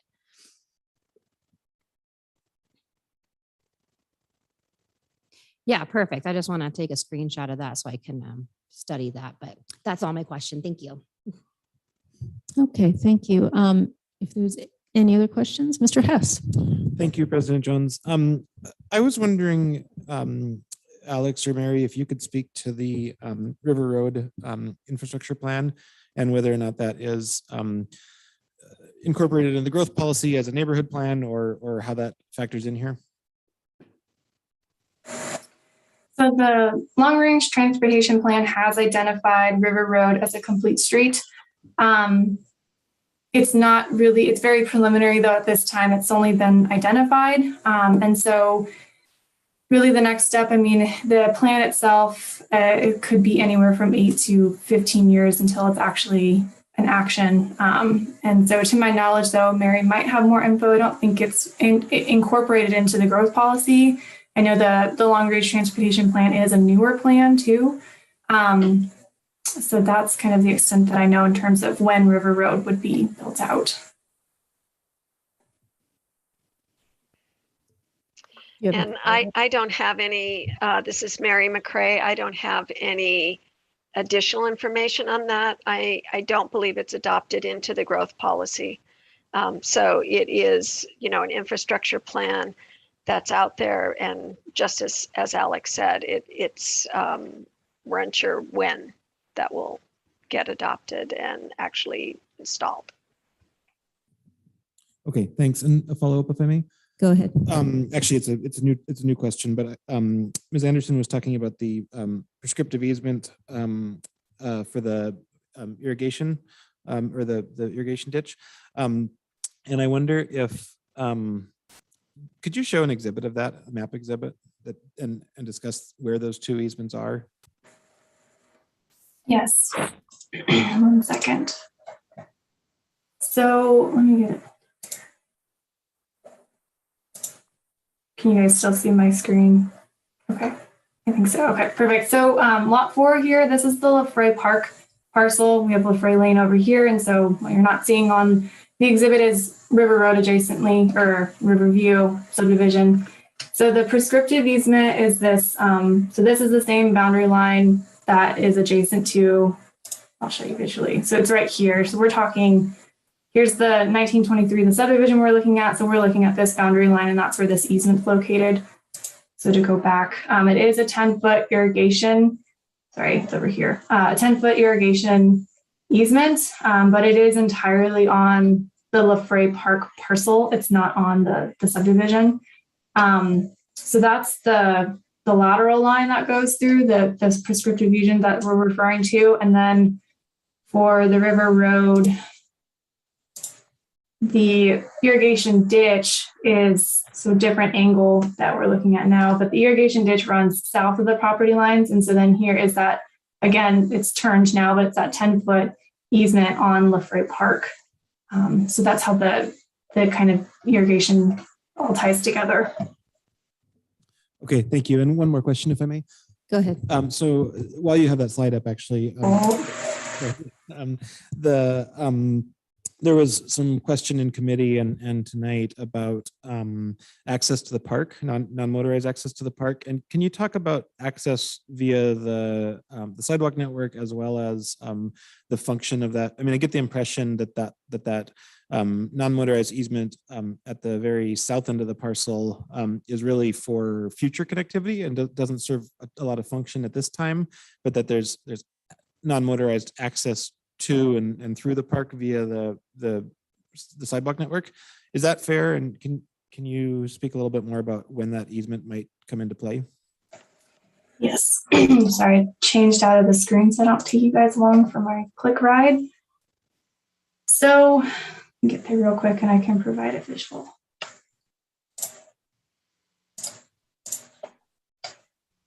So here is kind of the end of the Hammerhead, and we do have the sidewalk connectivity, along River Road, and then as it comes down into the Hammerhead portion, it connects to LaFrey Park. For the subdivision regulations, the subdivider is required to create the connectivity from the proposed subdivision to these open spaces. And so another component of this is that the Parks Department did approve cash in lieu donation instead of actual parkland dedication, given that it's right next to LaFrey Park. And so the city subdivision regulations for off-site improvements only really covers right-of-way improvements. So like what we were talking about adjacent to River Road. So we couldn't, require that they add additional infrastructure or trail connectivity from the subject property on LaFrey Park. What could happen is the Parks and Rec Department can take the money from the cash in lieu and decide to put it into LaFrey Park to continue that connectivity from the end of the sidewalk to the infrastructure on the park. So that's kind of that component of it. And then the other that I think you're asking about, and I'll get to this slide. And so the Carter Court, they do have, when the subdivision was built out, kind of identified from the end of the actual, the cul-de-sac is a 10-foot public non-motorized access easement that comes along the south side of the property. And then it goes over towards the west in a 20-foot non-motorized access easement. And so I try to align these together so that you can get a visual. So this, now we're on the Riverview Subdivision, and it's a continuation, but only a 10-foot public non-motorized access easement. So there's no current trail system within these easements. The functionality of it could be that in the future, if Carter Court Homes wanted to build a sidewalk trail that could go all the way and could be a secondary access to LaFrey Park as opposed to going up to River Road. So that could be one thing that happens there. They provided a 10-foot non-motorized easement. I know there's a 20 over on the Carter Court subdivision. But at the time of the pre-application, Parks and Rec Department thought a 10-foot access was adequate enough given the size of the subdivisions. And so then they were required to create that access, given that there was already access on Carter Court, and then for that future connection to LaFrey Park. Thank you. That's helpful. Thanks. Next, we had Ms. Anderson. Thanks so much, Madam Chair. Alex, I actually wanted to follow up on the question that Ms. Jordan asked in regards to the timing of the sidewalk installation on River Road, because we've heard from quite a few people that River Road is in need of infrastructure. And so as a part of this subdivision, there will be sidewalks built out. But it does sound like there are two options available to the developer. I am curious on what the timeline for those of us who are not intimately involved with what an improvements agreement is with the city and all of that entails. If you could talk about kind of in a little bit more layman's terms, if the developer decides to just install it himself before pulling a blank permit, what the time frame for that is versus what the time frame for if they decide to go the improvement agreement route, to give the neighborhood some idea of when this actual infrastructure that is much needed will actually be in place. Thank you. And so it does, so they have the River Road right-of-way improvements. And so they can either, like you said, they can install those improvements prior to filing the final plat. So before these lots become legal lots of record, they could have those improvements installed. Or they could do it through this improvements agreement, which is an interesting process. But from my understanding, through that improvements agreement, there are various factors that are into play, but there is a lot of, I don't know if flexibility is the right word, of options though for the developer. And so in terms of timing, I don't know if maybe even the applicants, if IMEG has had conversations with the developer and knows when those potential right-of-way improvements might be installed. In terms of timing though, I'm not too sure. Go ahead. But just basically, it cannot be indefinitely delayed. I mean, from a standpoint of at some point in time, they can either do it as they're putting in the street and the sidewalks, or an improvements agreement allows them a tiny bit more time, but it's not an indefinite delay of infrastructure pieces. And I do see Ms. McCrae has her hand up, which might be able to enlighten us a bit. Mary, did you want to address that? Yes, the improvements agreements are typically, there's a specific deadline, typically around a year. And then as they install improvements, they can renegotiate that to draw down their security to only the improvements that aren't installed.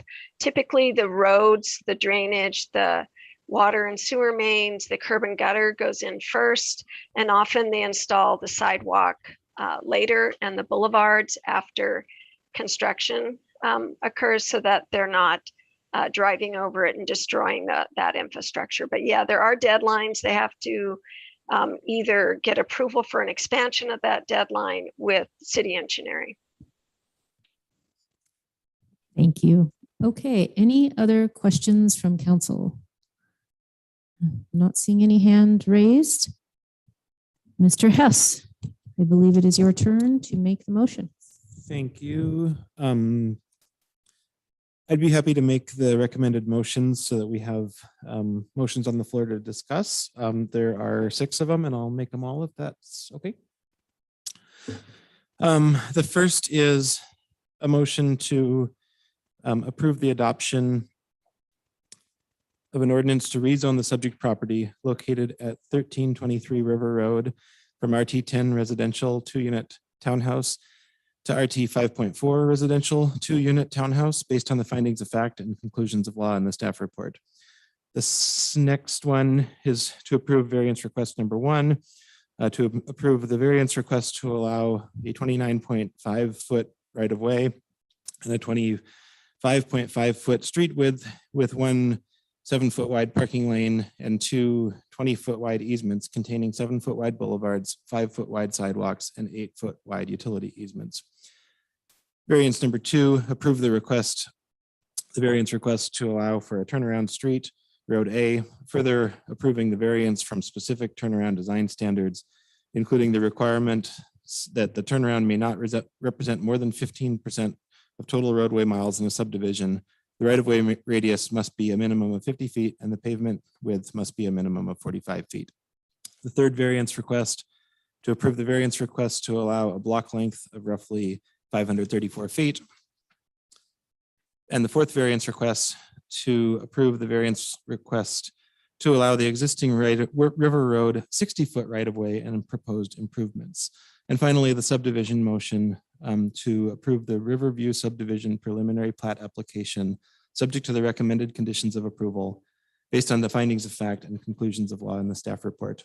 May I speak to the motions? Go ahead, Mr. Huss. Thanks. I want to start by saying that I'm going to support these motions. And I say that recognizing that we have a number of people in the audience who have put a lot of time and effort and energy into contacting us. I want to say that I have heard you, and while I'm not voting the way that you want me to, I have heard you and I appreciate you engaging in the process.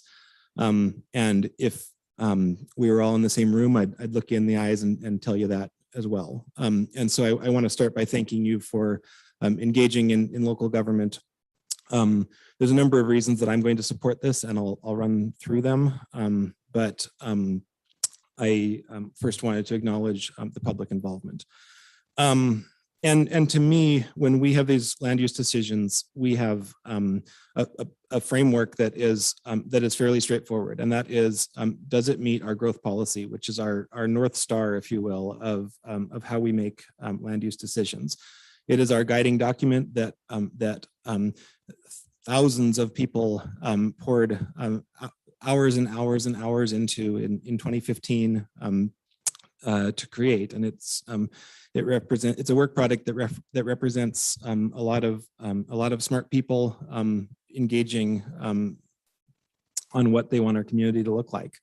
And this area, the River Road area is slated in the growth policy for medium density residential development, which is 3 to 11 dwelling units per acre.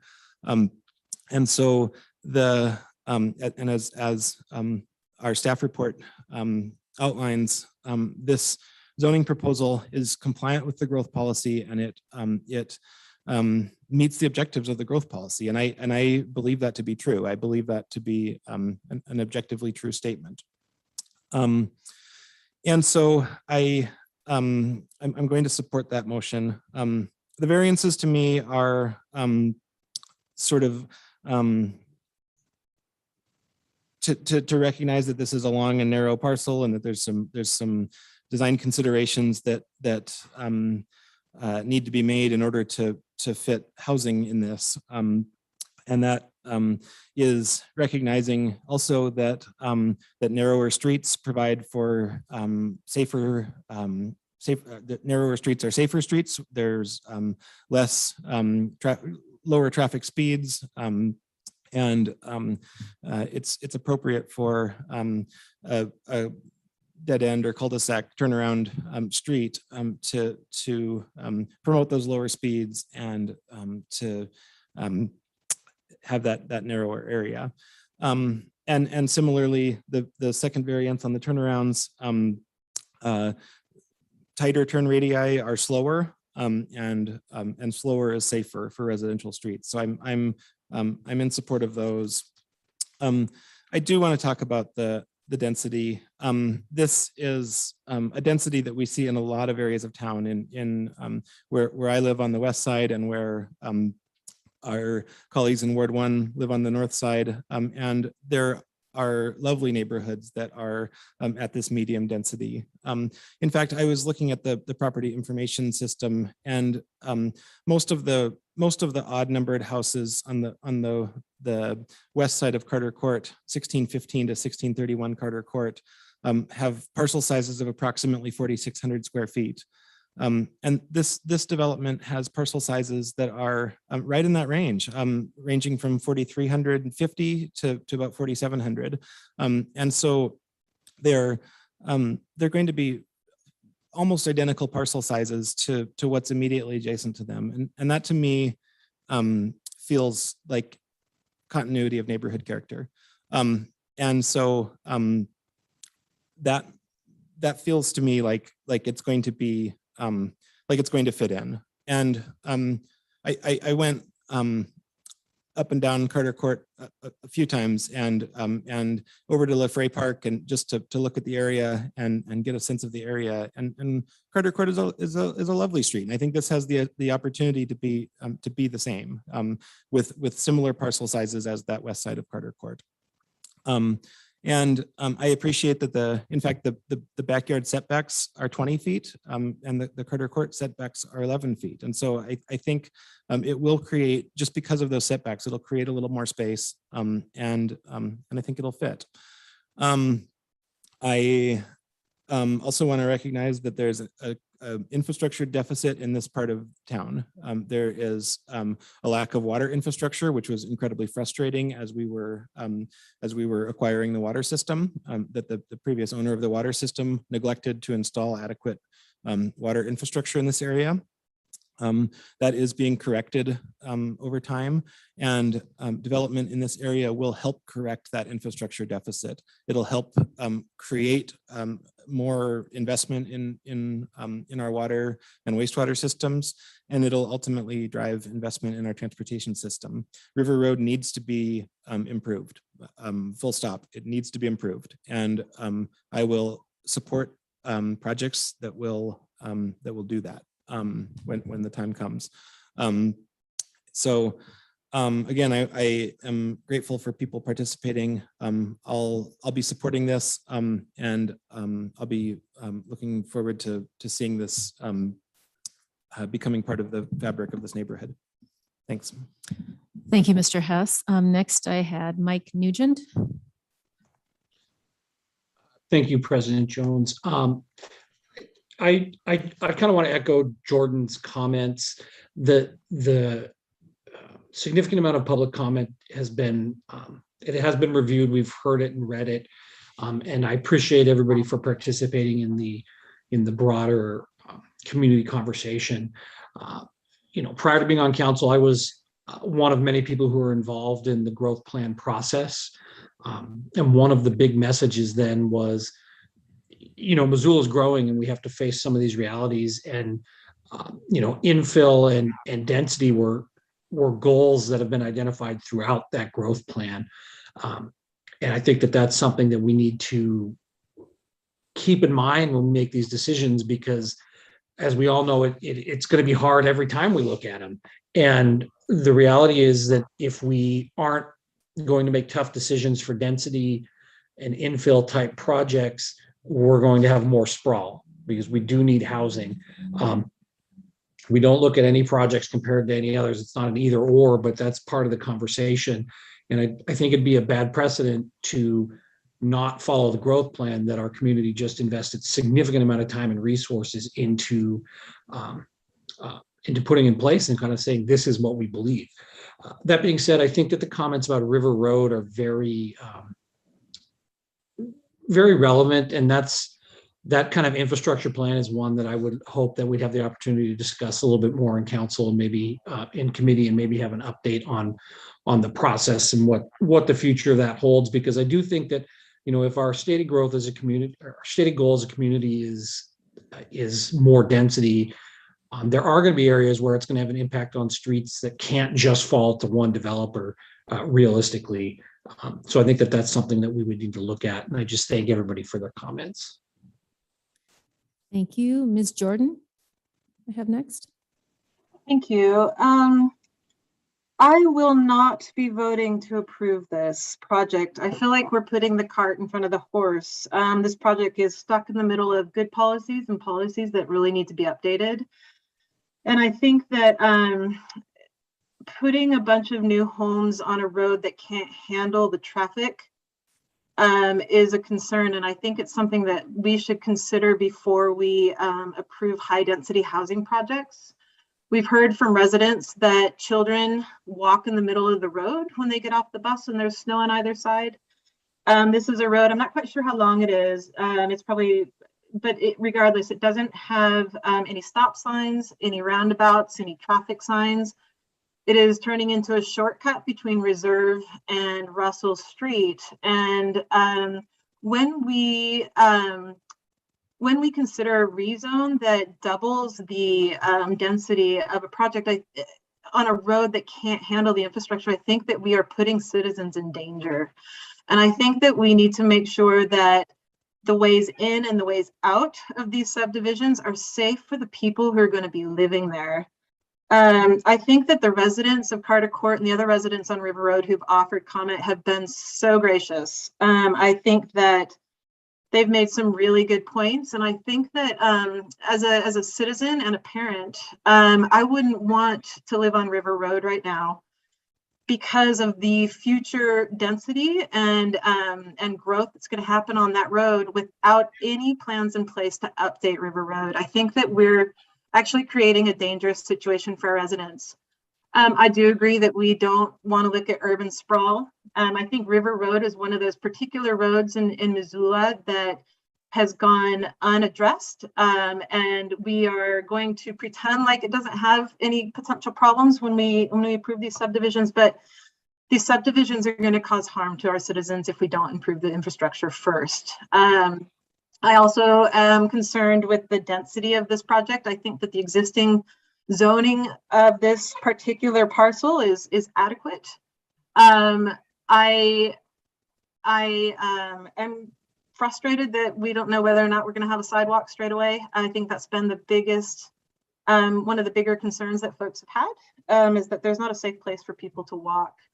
I see this project as one where we have a developer who is trying to make as absolute much money as possible on a piece of land.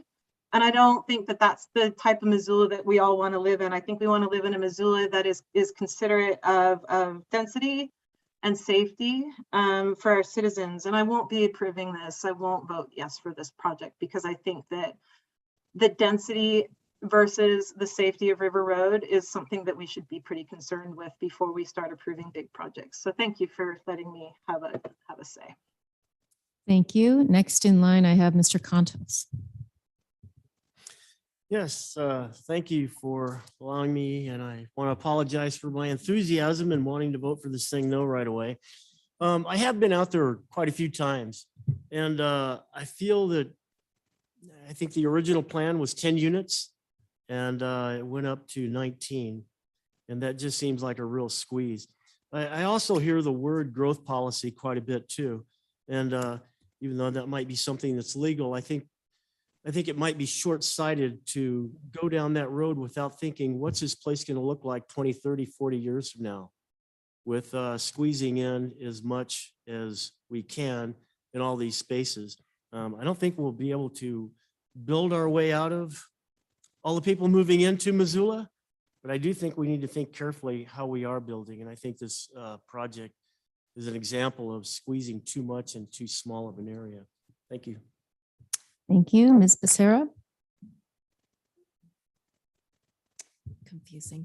Thank you. I have several scattered comments, but I would like to just give a little bit of background too, as well, first and foremost, I just want to say thank you to everyone who participated. I read all your emails, I read all your letters, and if you saw a car passing by several times in your neighborhood, that was me. I did drive, and I agree. River Road needs significant improvement. And I have to say that I agree with my colleague, Mr. Hess, that sometimes the added density is what triggers reinvestment or investment in infrastructure. And my hope is that that will happen here as well. I just want to point out that the River Road Emma Dickinson infrastructure plan was brought up, and I am familiar with the plan. It was adopted in 2003 and developed in 2002. So that is 20 years ago. And back then we were under Title 19, so the previous zoning code, which was replaced by Title 20 in 2016. So clearly things have changed. What has changed the most is our need for additional housing. And I think it's not just to accommodate those who are coming from out of town, but it's to accommodate our city firefighters, city police department, teachers, families. And so while change is incredibly hard to accept, and I think there's a certain sentiment that we want to retain our community the way it is, we have a significant deficit in housing, not just for those who are coming from outside of town, but for our own people, for our own city staff, for our own families and teachers. And I don't want us to become one of those communities that cannot provide housing for our own. These are not going to be affordable homes, that's for sure. But I do believe that it will increase at least the possibility of someone being able to be a homeowner and continue to live in Missoula. Going back to a little bit of the history of the area, because I think for me, it's really important to see how an area is changing and what's driving that change. So 5 of the developments that Alex showed us on that map with different densities, they range from 5.4 dwelling units per acre, 6.1, 5.8. I'm not sure when those were developed, but if they were developed under the previous zoning regulations, that would have been under the RLD 4. That means rural low density 4 per acre. And back then, if you do the math, a lot of these developments are higher density than what that zoning is, which means they probably used a density bonus, which in that area were allowed up to 6, I think, additional dwelling units per acre. So there's a history in the area of increasing density beyond what's allowed per zoning. This is nothing new in this area. And I think it's important to keep that in mind, that it's an area that it's constantly changing.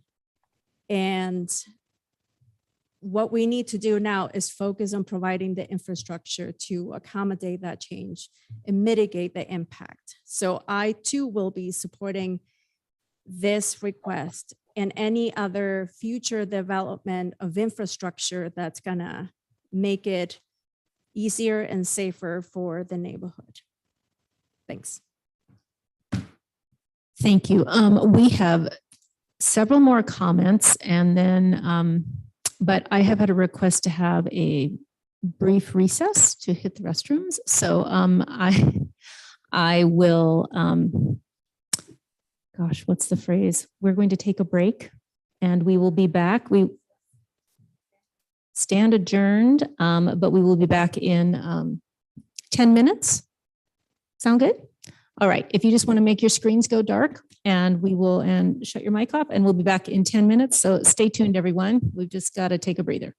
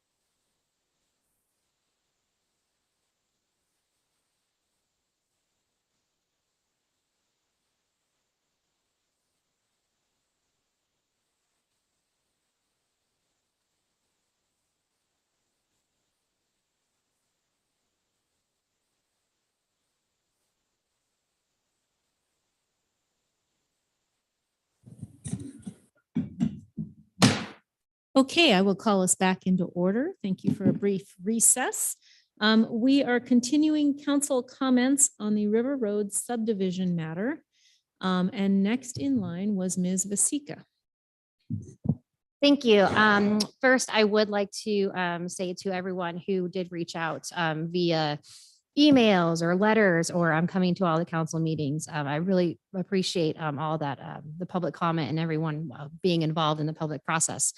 I did read all of the emails, all the Engage Missoula comments, all the public comments, and I can understand the frustrations with having this much change right next door, especially those next door in Carter Court.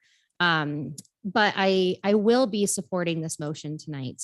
Not only is this my ward, it is my neighborhood. So I go to LaFrey Park almost daily. I walk Curtis Street and I avoid River Road because everyone does have a good point. It is very dangerous. There are hardly any sidewalks, and with kids and like walking your dog, walking your kid, you need to have a sidewalk. So one of the reasons why I'm supporting this is because the developer, I hope that the developer will put the sidewalk at the top of his priority list and get that done as soon as possible, because while it's not nearly even close to how much we actually do need on River Road, it is a good step in the right direction to get those sidewalks. I also, with Missoula, we're growing. A lot of people are coming here. A lot of kids are growing up and getting their own houses. And we do need the supply, supply and demand. We just don't have enough supply. And that's why house prices are sky high. And while this won't make a big dent in it at all, it will give at least 19 other families a home. And so that's another reason why I'm going to support it. And then I guess the final reason why I will be supporting this tonight is because I've never been a big fan of government regulations telling you what you can and cannot do on your own property. So I think that this is the property owner's right to build this. With the moving it from R10 to an RT or RT10 to RT 5.4. At first I was concerned about the height difference, but it looks like it's going to be the same. So I guess that's another reason why we'll be supporting this tonight. But I really do appreciate everyone reaching out and letting us know your concerns. It made it into a very robust discussion. And so I just wanted to thank everyone for being involved, but I will be in support of it tonight. Thank you. Ms. West. Lower my virtual hand. All right, so I also echo what many of my colleagues have said ahead of me. I also received lots of emails, lots of calls, and really heard all of those. And I think one frustration that's been voiced is that it appears that, I'm not sure how to phrase it, I guess, that this development is a done deal in some ways. And I just want to point out that city staff would not bring us a project that doesn't meet our own statutory requirements or the statutory requirements of state law. That is one reason that this is not going to get sent back to committee tonight, is because we have a deadline to meet that is set by state law, and we have to vote on it tonight. In addition to that, the proposed zoning of RT 5.4 is considered medium density, which means it is in compliance with the growth policy, which is what is the guiding document that our decisions are based on. And in addition to that, this is a very centrally located property. It's close to services. It is a good location for infill projects.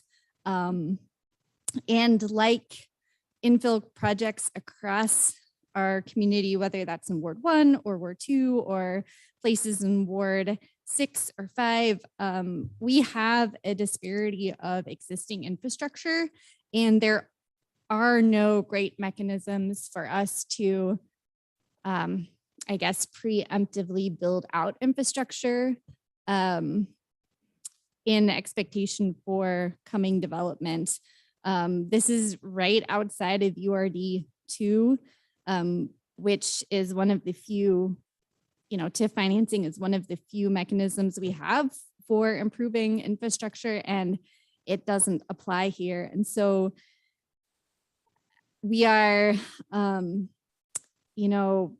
constrained to more of a piecemeal approach to filling the infrastructure, which is what we see in other places like Ward 1 and Ward 2 especially. And one of the ways that this is done is that with each project, there are things like impact fees collected, which then can be reinvested in the community. That doesn't say that, I think we're all super aware of the shortcomings of River Road, and having more people in this area will also, increase the priority of which that can be addressed. So with that, I'll support this project, or the 6 motions that are before us. And yeah, that's it. Thank you. Ms. Savage? Thank you, Madam Chair. I will be brief, but I did want to also say that I appreciated and did read all of the comments that came my way via email, handwritten letters, calls. I also appreciated the photos that folks sent our way as well. It says it's on. No, I don't know. Okay. Ooh, there we go. Okay. And I do also appreciate all of the comments about River Road needing to be addressed. I live in Ward 1. I live on the north side in a very dense neighborhood as well. I completely understand the constraints of parking, streets that need to be repaired. My own street is half gravel and there are no curbs, yet we still see project after project that is being built. And I do have to say that I feel like that our greater need here is housing. So I will be supporting this evening. Thank you. Thank you. I don't see any other hands raised. I do have a few comments. I'll try not to repeat what other people have said. I agree with a lot of what was said, and I will just say that I do support this item that's in front of us. I know it is a big change going from an empty field to 19 houses, but we desperately need housing in Missoula. And I think although this is a step up in density, by having it be a step up. Sorry, my computer screen is a little unusual. Okay, there we go. Sorry, I'll just start over a little bit here. I support this project in that I think this is compliant with our growth policy, and it is a big change for that neighborhood from having an empty field, but it is a step up in density, which is a good approach, I think, because we desperately need more housing in this community. And this is not going nearly as dense as some of the rezones that we see, frankly. So I think it will work in the neighborhood. It will be a big change, but in the long run, when it is, in the long run, sorry, my computer is telling me to do different things and it's a little confusing, but we're back on track here. All right. Anyway, the point I wanted to make was there has been a lot of discussion about River Road, and I also agree. River Road definitely needs a build out. It needs a lot of infrastructure put in, sidewalks, curbs, to make it a truly safe, welcoming road, to have pedestrians and bikes. And in the perspective of looking at the entire city, though, and our revenue sources and our capacity, we have a lot of river roads that need work. So it's not, we have many, and we're only able to do a few every year. So we do the best we can to prioritize them where we will have the most impact. And at some point, River Road will get done. I don't know how many years down the road, hopefully sooner than later. It is absolutely true that as parts of it are built out, that helps ease the project. And as more people use it, it will rise in priority. So I know it's frustrating to not have that infrastructure in place first, but unless we have something like the build grant, which is millions of federal dollars that we're using out in the Mullen Road area, if we don't have a tool like that, or MRA tax increment money to use. We simply have very limited capacity. We did have the gas tax for, I think, a year or so. That was passed by this community to put more monies towards roads, and that was taken away by the legislature. So anytime someone wants to come with me to Helena to testify in front of the legislature for more tax reform so that we have a better functioning system and more revenue in order to better address the needs of our community, you are welcome to come, because that's the bottom line in terms of how quickly we'll be able to get to River Road. So as a city, we'll keep working on that, because I do think that's a huge issue. But in terms of this subdivision, I think it will be a good addition, and there will be some good homes that people are going to be able to get into and be housed. So I'm in support of it. I don't see any other hands raised or any other comments, and we've had a public hearing on this item. So Marty, we will go to a roll call vote on all of the different items. Okay, let's start with that rezoning motion. So this is the motion to adopt the ordinance to rezone the property. Let's start votes with Carlino. Yes. Contos. No. Hess. Yes. Jones. Yes. Jordan. Kristen Jordan. Sorry. Yeah, no, sorry. Nugent. Yes. Savage. Yes. Cheryl. Yes. Vasika. Yes. West. Yes. Anderson. Yes. Becerra. Yes. And would any of you like to change your vote? It is 10 ayes and 2 noes. Motion passes. Let's move on to the first variance request number 1. This is for the 29.5-foot right-of-way and 25.5-foot street width, and the 1 7-foot parking lane, and the 2 20-foot wide easements, and 7-foot wide boulevards, and 5-foot wide sidewalks, and 8-foot wide utility easements. Okay, there's a recap. Contos. Yes. Hess. Yes. Jones. Yes. Jordan. No. Nugent. Yes. Savage. Yes. Cheryl. Yes. Vasika. Yes. West. Yes.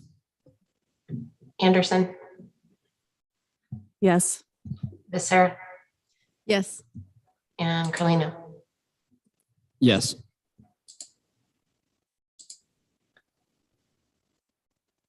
That total is 11 ayes and 1 nay. Variance number 1 is approved. Variance number 2, this is for Turnaround Street, Road A. Let's start this one with Hess. Yes. Jones. Yes. Jordan. No. Nugent. Yes. Savage. Yes. Cheryl. Yes. Vasika. Yes. West. Yes. Anderson. Yes. Becerra. Yes. Carlino. Yes. Contos. No. Right. Variance request number 2 is approved 10-2. 10 ayes, 2 noes. Variance request number 3. This is the allow the block length to be 534 feet. Let's start this one with Jones. Yes. Jordan. No. Nugent, Yes. Savage, Yes. Cheryl, Yes. Vasika, Yes. West, Yes. Anderson, Yes. Becerra, Yes. Carlino, Yes. Contos, No. Hess. Yes. Would any of you like to change your vote? The vote on variance request number 3 is 10 ayes and 2 nays, and it is approved. Let's get variance request number 4. Let's start this round with Jordan. Kristen Jordan. Yes, it's hard tonight for some reason. No. There's somebody with the first name Jordan and somebody with the last name Jordan. It's totally understandable. Pretty soon I'm not going to be able to count to 12. So, Nugent, Yes. Savage, Yes. Cheryl, Yes. Vasika, Yes. West, Yes. Anderson, Yes. Becerra, Yes. Carlino, Yes. Contos, No. Hess, Yes. Jones. Yes. And this is variance request number 4, has 10 ayes and 2 noes, and it's approved. And finally, we've arrived at the subdivision. So this is to approve the creation of the lots in the preliminary plat based on the findings of fact, recommended conditions of approval, conclusions of law, and the staff report was amended by memo number 1 dated February 11th of 2022. So basically the motion on the subdivision that was on the slide. Nugent, Yes. Savage, Yes. Cheryl, Yes. Vasika, Yes. West, Yes. Anderson, Yes. Becerra, Yes. Carlino, Yes. Contos, No. Hess, Yes. Jones, Yes. and Jordan. No. And would Andy, you like to change your vote? That is 10 ayes and 2 noes on the subdivision. Motion passes.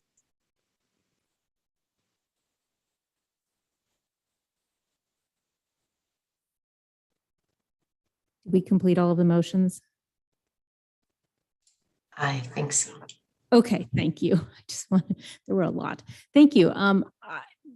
My computer reflects that in 7 minutes plus, it's going to shut down and restart for applications and software updates. So I'm just going to go forward. And if my computer shuts down, then I don't know if it's everyone's on the IT computer. Exactly. So we might have to finish early. So I did have a quick comment as I'm sitting in for the mayor. I just wanted to point out that in the Saturday front page of the Missoulian, there was a wonderful story about a woman who had been homeless for 4 years and then was able to get housing through the PATH program in a 55 plus housing apartment on South 9th Street. That was a rezone that we approved about 3 years ago, and it was a very difficult, challenging rezone. And it is nice to see these things come to fruition and see that people are housed, especially someone who had been in her situation. So I guess I'm just saying this to acknowledge that all of Missoula is changing. We have people moving here. We have people moving home. We're a growing community that needs housing, and that's why we have these difficult discussions on the record and try and make it work as best we can for existing neighborhoods and people who already live here, as well as for an expanding city where we need more capacity. So I would recommend you read the story because for someone who had been in her position to get housing is just a really good win in my opinion. So I'm very happy about that. So we will start with council comments and I will start with Ms. Vasika. I'll pass. Okay. I'll pass tonight. Thanks. Mr. Contos, I'll pass. Thank you. Ms. Anderson? I'll speak very quickly. This is our first meeting since the fortunate news broke about the mayor. And so I know that many of us are holding him in our prayers, or however you wish to send him good wishes. And I want to thank all the community members who are continuing to do so. And we wish him good speed and health and all that.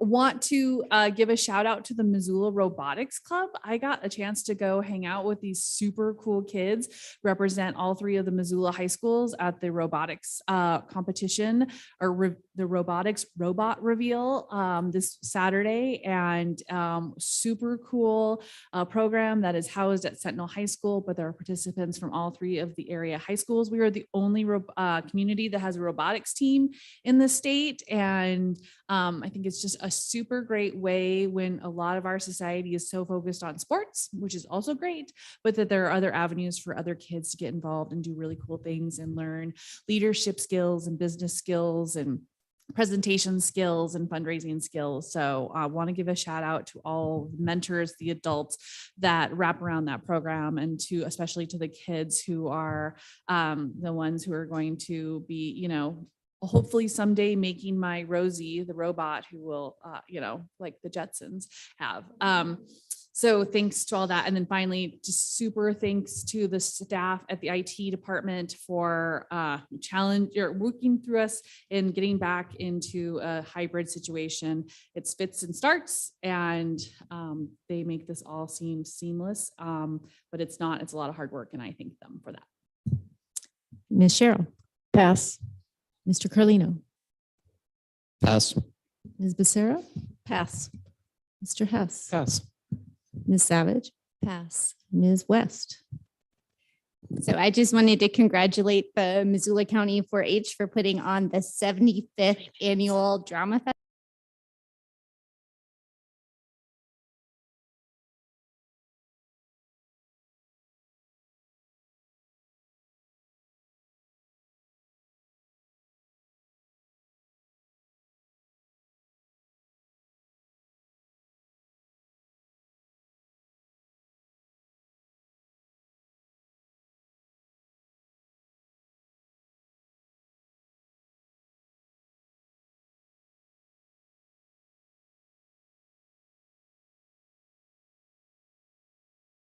There we go through my computer audio. Anyway, so it is a 75-year tradition that went national and now is back to only being in Missoula County.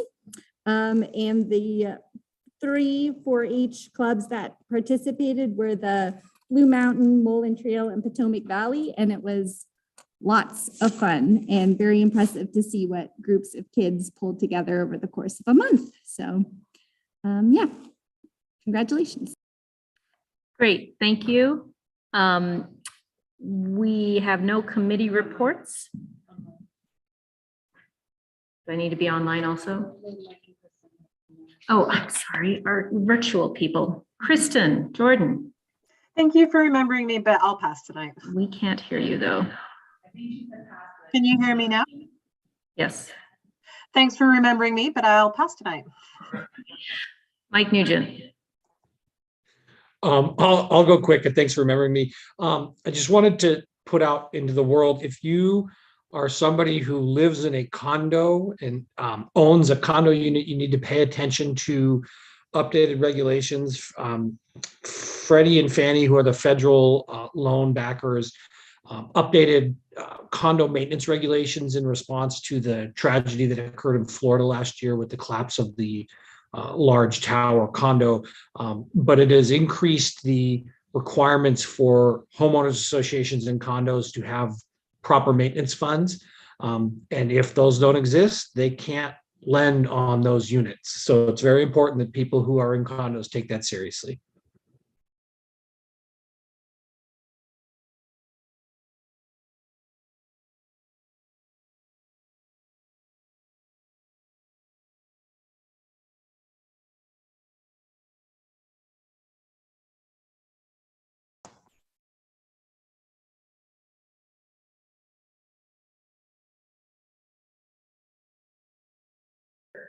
All right, I have 1 minute left on my city computer before it reboots itself, so we're gonna wrap this up. We have no committee reports. We have no new business. Is there any new business? I'll call for it. No? Okay, any items to be referred that were not previously referred? Nope. And no miscellaneous communications, petitions, reports, or announcements. Thank you, everyone, for your patience as we made our way through a first hybrid meeting, and we will stand adjourned.